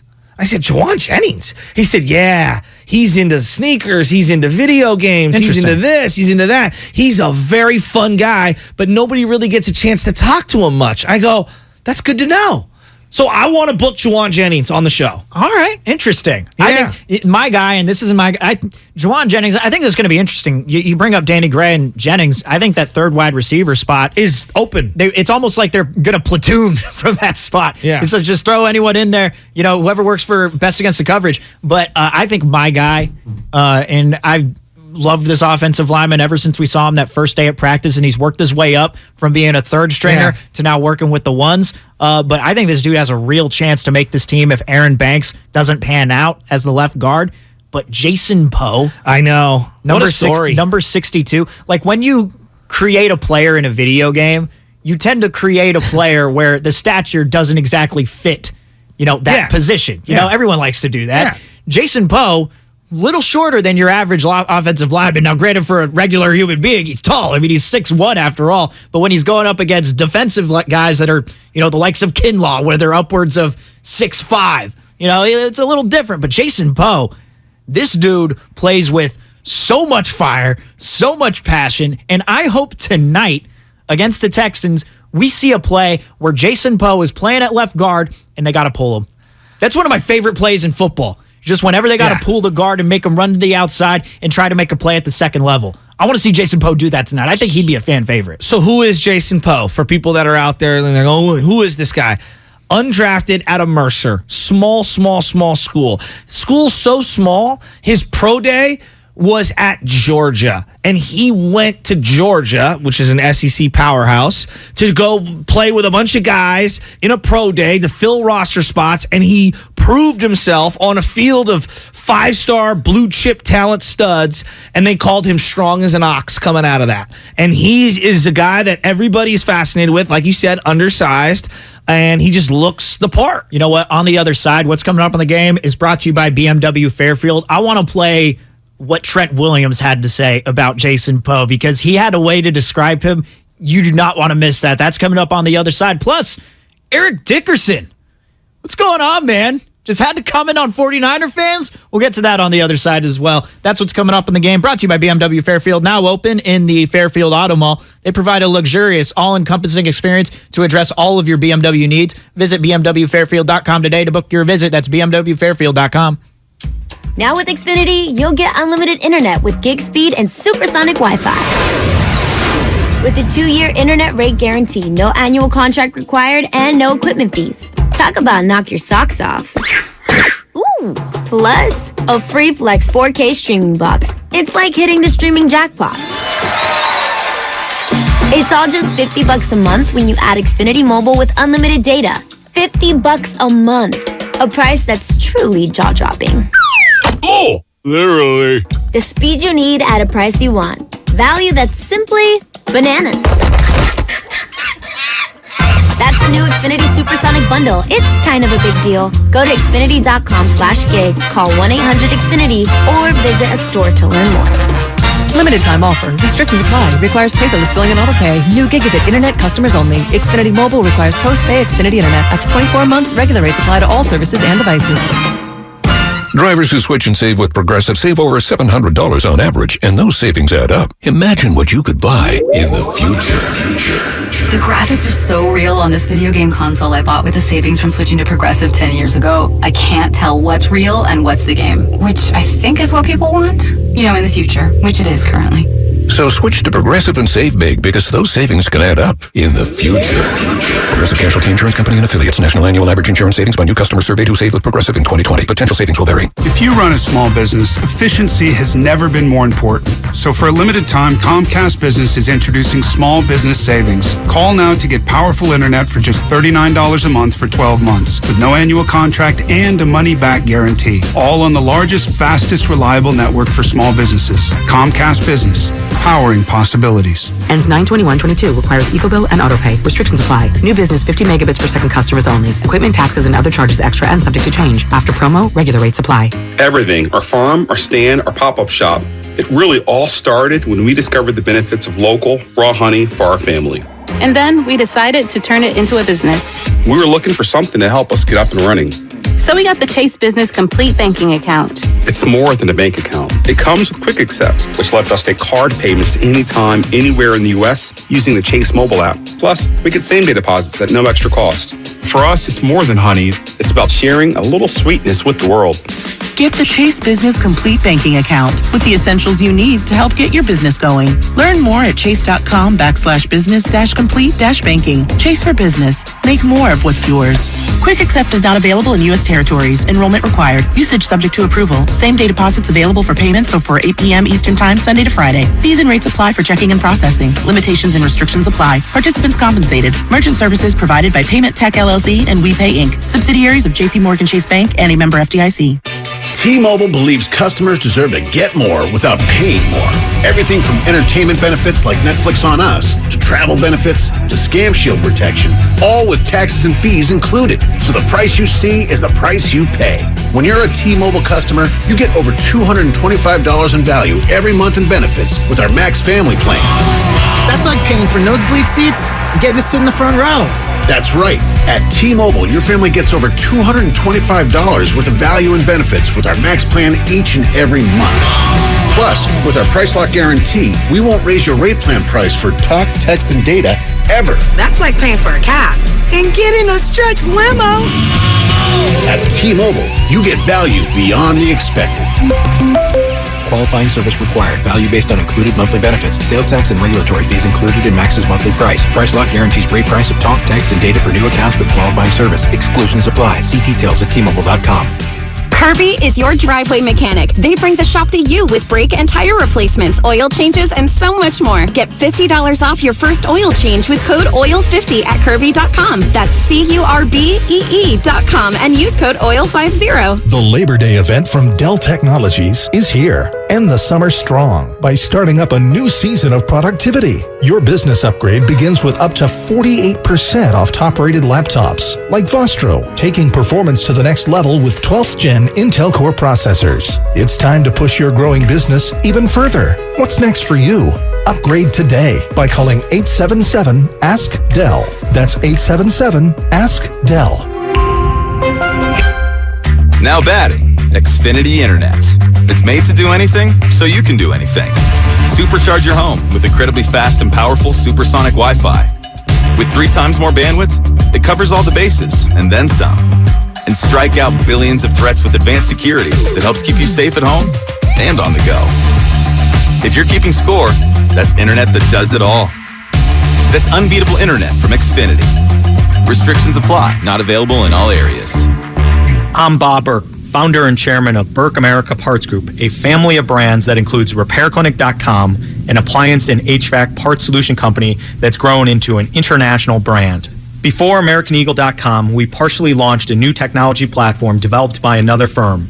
American Eagle helped take our technology to a whole new level with digital marketing, software development, and business insights into our key markets, appliances, HVAC, and outdoor power equipment, and did so both on time and on budget.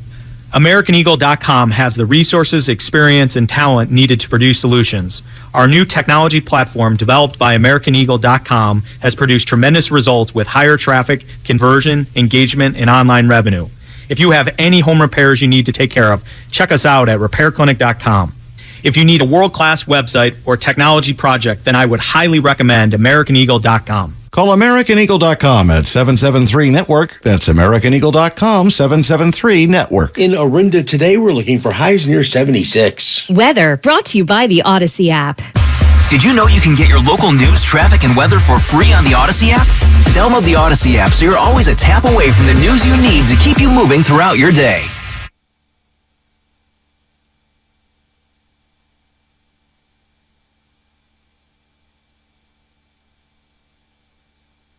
Now, back to the Morning Roast with Bonte and Shasky. All right, we're going to have a fun final half hour here. We got 49ers and Texans tonight, the third and final preseason game as we get ready for the regular season. But I just want to pay off the tease and put a bow on this conversation because right before we went to break, we asked the question, if the 49ers season were a Hard Knocks, and I know you want to, what is this? Do you tie the bow? Is this Hall & Oates? Of course it is. Private Eyes. Do you tie the bow, or do you get like on the gifts where you take the little sticker off and it's already like kind of like pre-manufactured Tied? bow? You mean tied?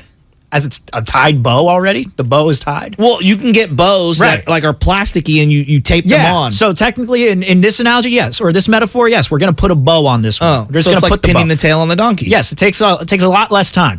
Bang it although out this then. is taking forever. But at the end of that last segment, if the 49ers were on Hard Knocks this year and you had to choose a fan favorite who's like a late round draft pick, an undrafted free agent, Malcolm Rodriguez is the name of the guy on the Lions this year who everybody loves. The linebacker, I think he was drafted in the 6th round, could be a stud. There's a couple of more players too. But my guy was Jason Poe, who's this backup left guard right now. Aaron Banks, it looks like it's his job to lose. But Jason Poe, number 62, smaller in stature, but incredibly strong. And I just wanted to play this because Trent Williams was asked about him because I guess Jason Poe calls himself a baby Trent Williams. Oh. And I loved that. But here's what Trent Williams had to say about Jason Poe, number 62. I just had to play this. I can't speak for him to say whether he felt like he belonged. He always looked like he belonged. The confidence he plays with his, like I said, his attributes, low center of gravity, his natural leverage, and he's stronger than ox and he's quick as a cat. So having those attributes, to me, I would assume that he belonged. And but it's still a long way to go. It's just first training camp. There's so much that he hasn't seen yet. But he is definitely ahead of the curve. Strong as an ox and quick as a cat. I love Jason Poe. I just do. Do you have people in your life who, they're big people or maybe they're small people, but their size feels almost superhuman? Yes. It is crazy. Yes. There are certain people that you know what I'm talking about, right? So, I had to move this giant piece of furniture. I mean, this thing was so heavy. I'm talking about one of those old, early 1900s pieces of wood that weigh 1,000 pounds. They're so heavy. You need 4 human-sized adults, and everyone's struggling to be able to pick this thing up and take it down. I got a cousin who is strong as an ox and is picking up the entire thing basically by himself, and it defies human logic. And quick as a cat and built like an ox? Strong as an ox, quick as a cat? JP Money is not quick as a cat. He's decently athletic, but in terms of superhuman strength, it's unbelievable. And there are certain people you hear about in the NFL, amongst all of these super giant, super strength human beings, there are guys that are outliers like this that are even more defiant in terms of their strength not matching up with their size. And sounds like Poe's one of those guys. I can't wait to see him tonight. If you're going to pinpoint some guys that I can't wait to see, it's Jason Poe is one of them. Okay. I think that he has a real chance to actually win that starting job, depending if Aaron Banks struggles. I don't want Aaron Banks to struggle. I actually want him to succeed. We all do. Jason Poe has a real chance, I think, a real shot at making this team. So we can't wait for tonight. Can't wait for tonight because these games are so damn important to these players. Absolutely. When you cut down the roster from 80 to 53, the motivation's just different. I have a chance to skate by the first couple of weeks when they cut down the roster by 10 from 90 to 80. But when it goes down to 53, and you got to cut 27 guys, you got to step up. So I can't wait. These are the games that you actually do watch into the second half and beyond. I'm not a big race guy. Are you? Into F1 or I like Formula NASCAR? 1. Okay. Yeah. So do they do the checkered flag on the final lap? Is that how it works? Yeah, they do the checkered flag whenever somebody wins. Yeah, after the race is over. That's when the checkered at least flag. in Formula 1, yeah. So what do they do for the final couple laps? Is there some sort of indicator?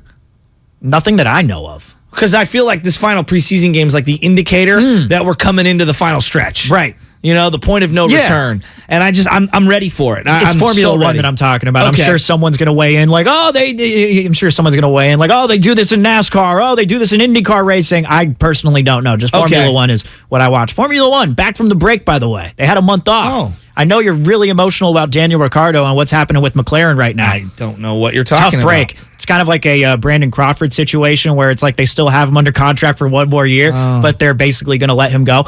Dave in Fresno wanted to weigh in at 888-957-9570. Daniel Ricciardo, McLaren.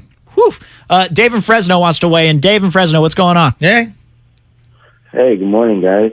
I was just calling in. I heard the radio show Good Morning yesterday talking about Jimmy G, and they're just trying to give him his flowers, and they don't want they didn't want him getting released. They thought he deserved more respect than that, and I just want to say, to me, it's kind of irresponsible to always point to the fact that he's a winner, that he should he's getting more credit than he deserves, in my opinion. I would compare him honestly to Patrick Beverly.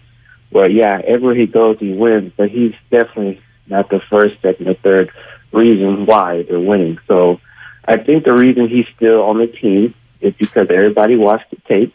They know how good he isn't, and there's no market for him. And I just think it's irresponsible to only point to his winning record, which is not his record, it's a team record. Because nobody can say when individually. All right. I've had enough. We've met our Jimmy Garoppolo quota. Thank you for listening yesterday and calling in today. Yeah, I was going to say, Sam, listening. I love you. What was the point of that, bud? He wanted to make this comparison about how Jimmy G and Patrick Beverly are the same, and I was like, okay, you piqued my interest. I'm kind of curious to see where you go with this. And if he had told me that he was going to drag his feet getting to the point, our show. If he said I'm going to drag my feet getting to the point, I probably wouldn't have put him on the show. Thus concludes our show meeting for the day. I'll defend Sam on this one. It is tough when you're screening because you can't have the person do their entire take for you. Otherwise, you can't get to the other callers. They have to say like quick 10 seconds. And it sounded interesting. I love you, Sam. It's all good. We all make mistakes. My pencils have erasers. Jimmy G and Patrick Beverly. And I was the one who took the call. So really, it's a mistake all around. You. So really, it's all on Langford is what I'm hearing. Three out of the 4 people working on this show, it's all their faults except yours. We've got a couple of minutes left in the show before Willard and Dibbs come in. There were a couple of things that I had to touch on that we talked about in our pre-show meeting that we just have to get to. The first one. There's a guy who I have always been enamored with coming back and playing for the 49ers. When Randy Moss in 2012 joined the Niners, he had a pretty good year. And I think a lot of people didn't realize how important he was for that 2012 team because when you go to the games, you'd see the coverage that the safeties would have to play, which would open up the field for Vernon Davis, Frank Gore, Michael Crabtree. And that guy's name was Randy Moss. And Randy Moss decided to not come back in 2013, or at least the team decided to not bring him back. And me and my boy, White Mike, a.k.a. Mikey C., we were just banging the drums. Bring back T.O. Bring him out of retirement. And we had a joke, and I said the same thing about Jerry Rice. But it's a joke, but it was dead serious. Jerry Rice, at 50 years old, could catch 4 passes yesterday. Like, no doubt about it. Now, he's a little older than that now. T.O. is 48 years old right now. I believe he could catch 4 or 5 passes in an NFL game tomorrow. I 100% agree. He ran a 4.38 yesterday at 48 years old. It's unbelievable. On a track. It's unbelievable. Now, would his body be able to hold up for 16 weeks? I don't know. I'm neither here nor there. 48 years old. He ran a 4.38. That's crazy. On a track with a bunch of other people, and he blew by everyone yesterday. I mean, didn't I see something? Isn't that faster than the 40 that he clocked when he was a rookie? Yeah. So I have a question for you. It got me to thinking, okay? Barry Bonds has obviously been retired long enough to where he did the full 10 years on the Hall of Fame ballot, and he's now off the ballot. If you could have one of these guys come back for one game, is it T.O., or is it Barry Bonds? Because he'd restart his Hall of Fame clock. You wanted to see one game from Bonds at his age currently, or one game from T.O. at his age currently? Well, this is going to be an interesting one because my initial answer is Barry Bonds. But that's also because Barry Bonds is what got me into Giants baseball in the first place. Okay. When I was younger, I was infatuated by this man. Who is this dude who is just cranking jacks? Who is this dude just with the camera flashes all on him every single at bat, and then you come to realize, oh, he's a historic baseball player. And really, 2001, I was 8 years old, so that's when sports can become an influence on you, and athletes can. Barry Bonds would be I'd need to see him at least come back for one more time. I need to see him with the stance, and he also needs to come in with the earring, with the cross. He needs to have the whole bit with the arm guard or whatever it is. I mean, T.O. would be fantastic, but just me personally, I'd want to see Barry Bonds. And then you also have just as you mentioned at the end, the resetting of the Hall of Fame clock, and I think he would get in. I love how I bring up him running T.O., running a 4.38, and everyone coming in, it's unofficial, it was a guy with a hand clock. 48-year-old ran basically a 4.4. Whether it's crazy. Come on, people. Come on. If you're not enamored by that elite athleticism, then I don't know you're missing the point of the conversation. So if it was official, what would it be? Like a 4.39? You know what I mean? Who cares? It's incredible. I'm just blown away at how he's kept his body in such incredible shape. Him and Jerry look better now than they did when they played. How is that even possible? We're going to be joined here by Will and Marin. I want to look up the combine results for this year and just look at the 40s and see where he stacks up against these other players. Let's go to Will and Marin, though, who wants to weigh in. Will or Marin? Come on, it's a Would fun you rather conversation. have T.O. or would you rather have Bonds? I'd rather have T.O., and this is why. I think having T.O. would be so sick because even before he ran this 40, he raced Tyreek Hill like a year or so ago for charity, and he lost to Tyreek Hill by 2 steps. Also, watching T.O. in that Arena League was such a joke. He was smoking cats, and he was wide open. The quarterback was so bad, he couldn't even keep up with his route running to get T.O. the ball. Barry Bonds, I would love to watch, but I think if you've watched Bernie Mac on Mr. 3000, I think if the beer cup fell, it would have a crack. I love Barry Bonds, but I think he left on his own terms great. He had 22 home runs. 28. Had a solid 230. I think that's all he had. I love Barry Bonds, but I'd love to see T.O. take one over the top against the Rams and shake those pom-poms again, baby. Let's go. I'm totally with you on this one. Look, again, there's certain players and athletes and people in life that you see at an older age, you're like, oh, yeah, that guy can still play, right? Barry Bonds' final year, I believe it was 28 home runs and a 272 batting average. Yes. He would lead the Giants this year in all of those stats. That was at 43 years old with no protection. That's crazy, 272 with 28 homers. Remember that Jeter doc when he said, oh, yeah, 2010, I had a down year. I think I hit 270. Like, what? Yeah. You'd be leading the Giants right now if you were having the down year. But I got the numbers up, by the way, for 40 yards. So 4.38 is what he ran, you're saying, Yeah, right? that's what they said it was. Right. Whether it was or it wasn't, he's the oldest guy on the track running with a bunch of youngsters. So let's take a look here. And he did run with Tyreek, by the way. He's right about that. Now, where do you think he would rank amongst wide receivers from this year running the combine? So if you had to take the combine from this year and you take the 40-yard dashes out of all the wide receivers, I don't even know. Where do you think he'd rank? 20th, 25th, 100th? I don't even know. I have no idea. I don't know what the other decimals are, the other numbers here. He'd be 8th amongst wide receivers. Oh, man. He'd be 8th. And he's 6'3". One of those guys that's actually higher. You know who's 4th in from the combine? Danny Gray. Danny Gray. He ran a 4.33, 4th in the combine amongst wide receivers. Yeah, 4.38. The guy who ran that was Garrett Wilson out of Ohio State. Where's Garrett Wilson with? I think he's with New York. Is he with the Jets? I think he's with the Jets. The Jets drafted him. He was the first Ohio State wide receiver taken off the board. All right, Max in Oakland Hills wants to weigh in. If you had to pick one of these players to come out of retirement and play what? So what's the? It's just one game. Just one one game. game. More fun. One game. Bonds or T.O. I just want to have fun with this. Bonds or T.O. Let's go to Max in Oakland Hills who wants to weigh in. Max, what's going on? Yay, how you doing? Before I answer that, I want to answer your question. When you were a kid and Barry Bonds was jacking those homers and you were asking, who is this guy? Yeah. I want to tell you that guy was Frank Robinson on dope. That's who that guy was. So who's your pick, Max? I don't know how T.O. got into the conversation. I kind of missed earlier. In the show. He ran on a track and he was running against a bunch of other people, and they unofficially clocked him at 4.38 at 48 years old. In the 40. That's amazing. It is. I'd still go with Jerry Rice. Yeah. The crazy thing with Jerry is that I think Jerry believes that he could still get 8-9 catches in a game. No Especially doubt. with the way that they run offenses now, like, boom, boom, let me just throw you a quick one. I think actually, isn't Jerry going to be joining us here pretty soon, isn't he? I threw passes to Jerry. Oh, my God. In the backyard. All right, Matt in San Jose. 888 He also complimented me on my spiral. 9570. Who would you take? One more game. Come out of highest retirement. Athletic achievement of all time. Barry Bonds or T.O.? You had a softball game last night. Matt in San Jose. Okay, so I was huge on Barry Bonds as a kid, so I would go Barry Bonds for my personal reasons. Okay. But the guy a couple calls ago said Mr. 3000, and there was a crack in the beer bottle. There absolutely was. But the Brewers stunk. T-Rex Pennebaker was all they had. The Giants' best player would be Barry Bonds today. You put him in the lineup today, he's batting cleanup. It's kind of a no-brainer in that regard. I would take him. But T.O. going over the top in a Kyle Shanahan offense, oh, man. Yeah. That'd be crazy. He did a home run derby when he was with the Marlins. Bonds was coaching with the Marlins, and he did a home run derby against Giancarlo Stanton, who was 20-something years younger than him. Mm-hmm. Bonds beat him in a batting practice home run derby. Yeah, and Stanton admitted it. I mean, that's just too much, man.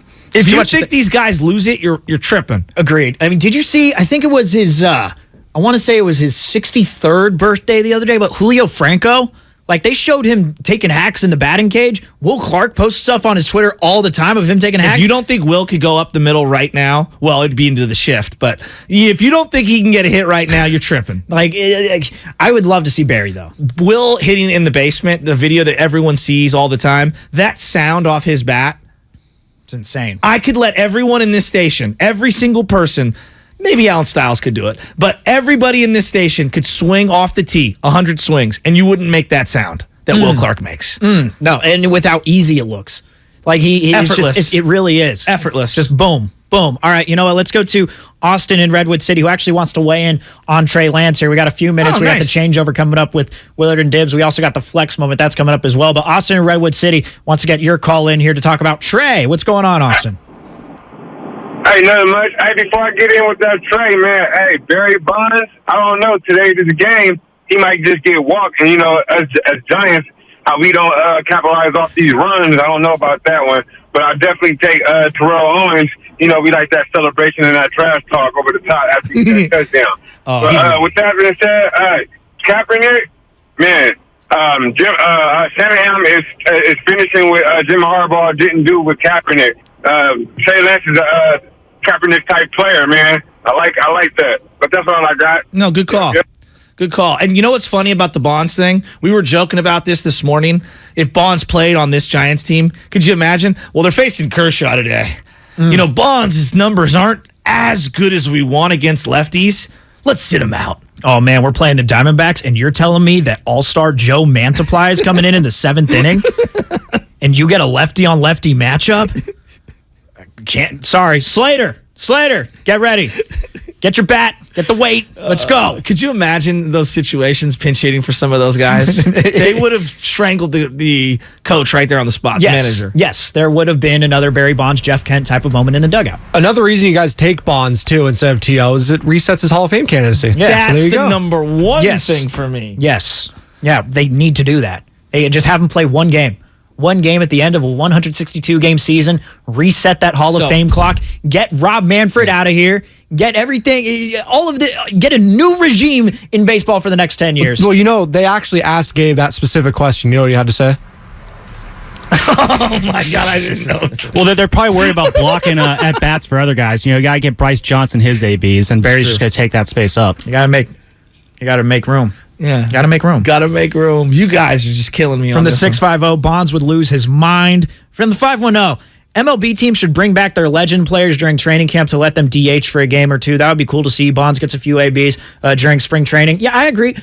Like, I just talked to you about this with Pete Carroll. You know, there's the video that surfaced of Pete Carroll throwing a football and actually going through a drill. He looks great. Both gloves on the hand. I'm defending Pete Carroll. He does. And you know I don't like him. No, it's awesome. He really does. Yes. Like, I love that he's getting his hand in the dirt.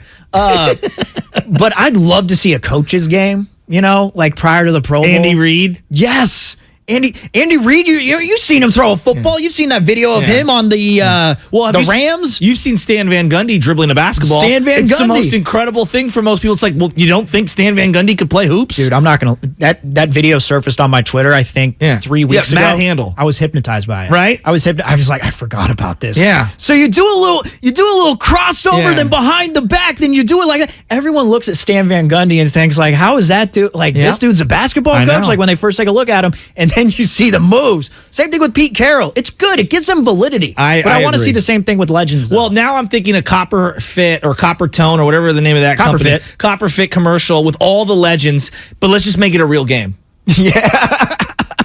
Then it's also, you got Copper Tone, so these guys don't get sunburn. That is what Copper Tone is, right? Yeah, yeah. I always get that one, and I think it's Johnson & Johnson's. What's the one with the logo with the baby and the towel is coming off the booty of the baby on the bottle, on the lotion bottle? I don't think that's an appropriate logo anymore. I don't think they use that anymore, yeah, but I think it is Copper Tone. Is that Copper Tone? I think so. Yeah, I always get them confused. I always use the banana boat one. Isn't there a banana boat? Oh, yeah, there's a banana one. Banana boat. That's the spray on. I prefer the it's spray all on. about sunbum. A little pricier, but it's better for you and the environment. Shout out coral reefs. Now save them. Now that we're here, what's your SP number? Like, what do you? The SPF? Yeah. I don't really have enough. I mean, look at you need something there. Yeah, you're pretty pasty. I am. And it's embarrassing. Yeah. I used to be all tan because, I used to play baseball every single day in the summer. Yeah, I know all about that. Yeah, you know what I mean? Now all I do is nap. You got to go SPF 10, so you still get a little sun there. Just a little bit. I don't even look at the SPF. I think I'm like 40, I think. I don't look at the SPF. I do a different one than my wife. My wife likes the really, the one that allows for a big tan. I do not. I get really burnt. I haven't had like an SPF. I don't go to the store and just say like, oh, I need this specific SPF. I go to the store and I just hope to find some sort of sunscreen. And then, what are you flexing for? Loveman? Oh, that's because it's time for the Xfinity Flex moment of the show.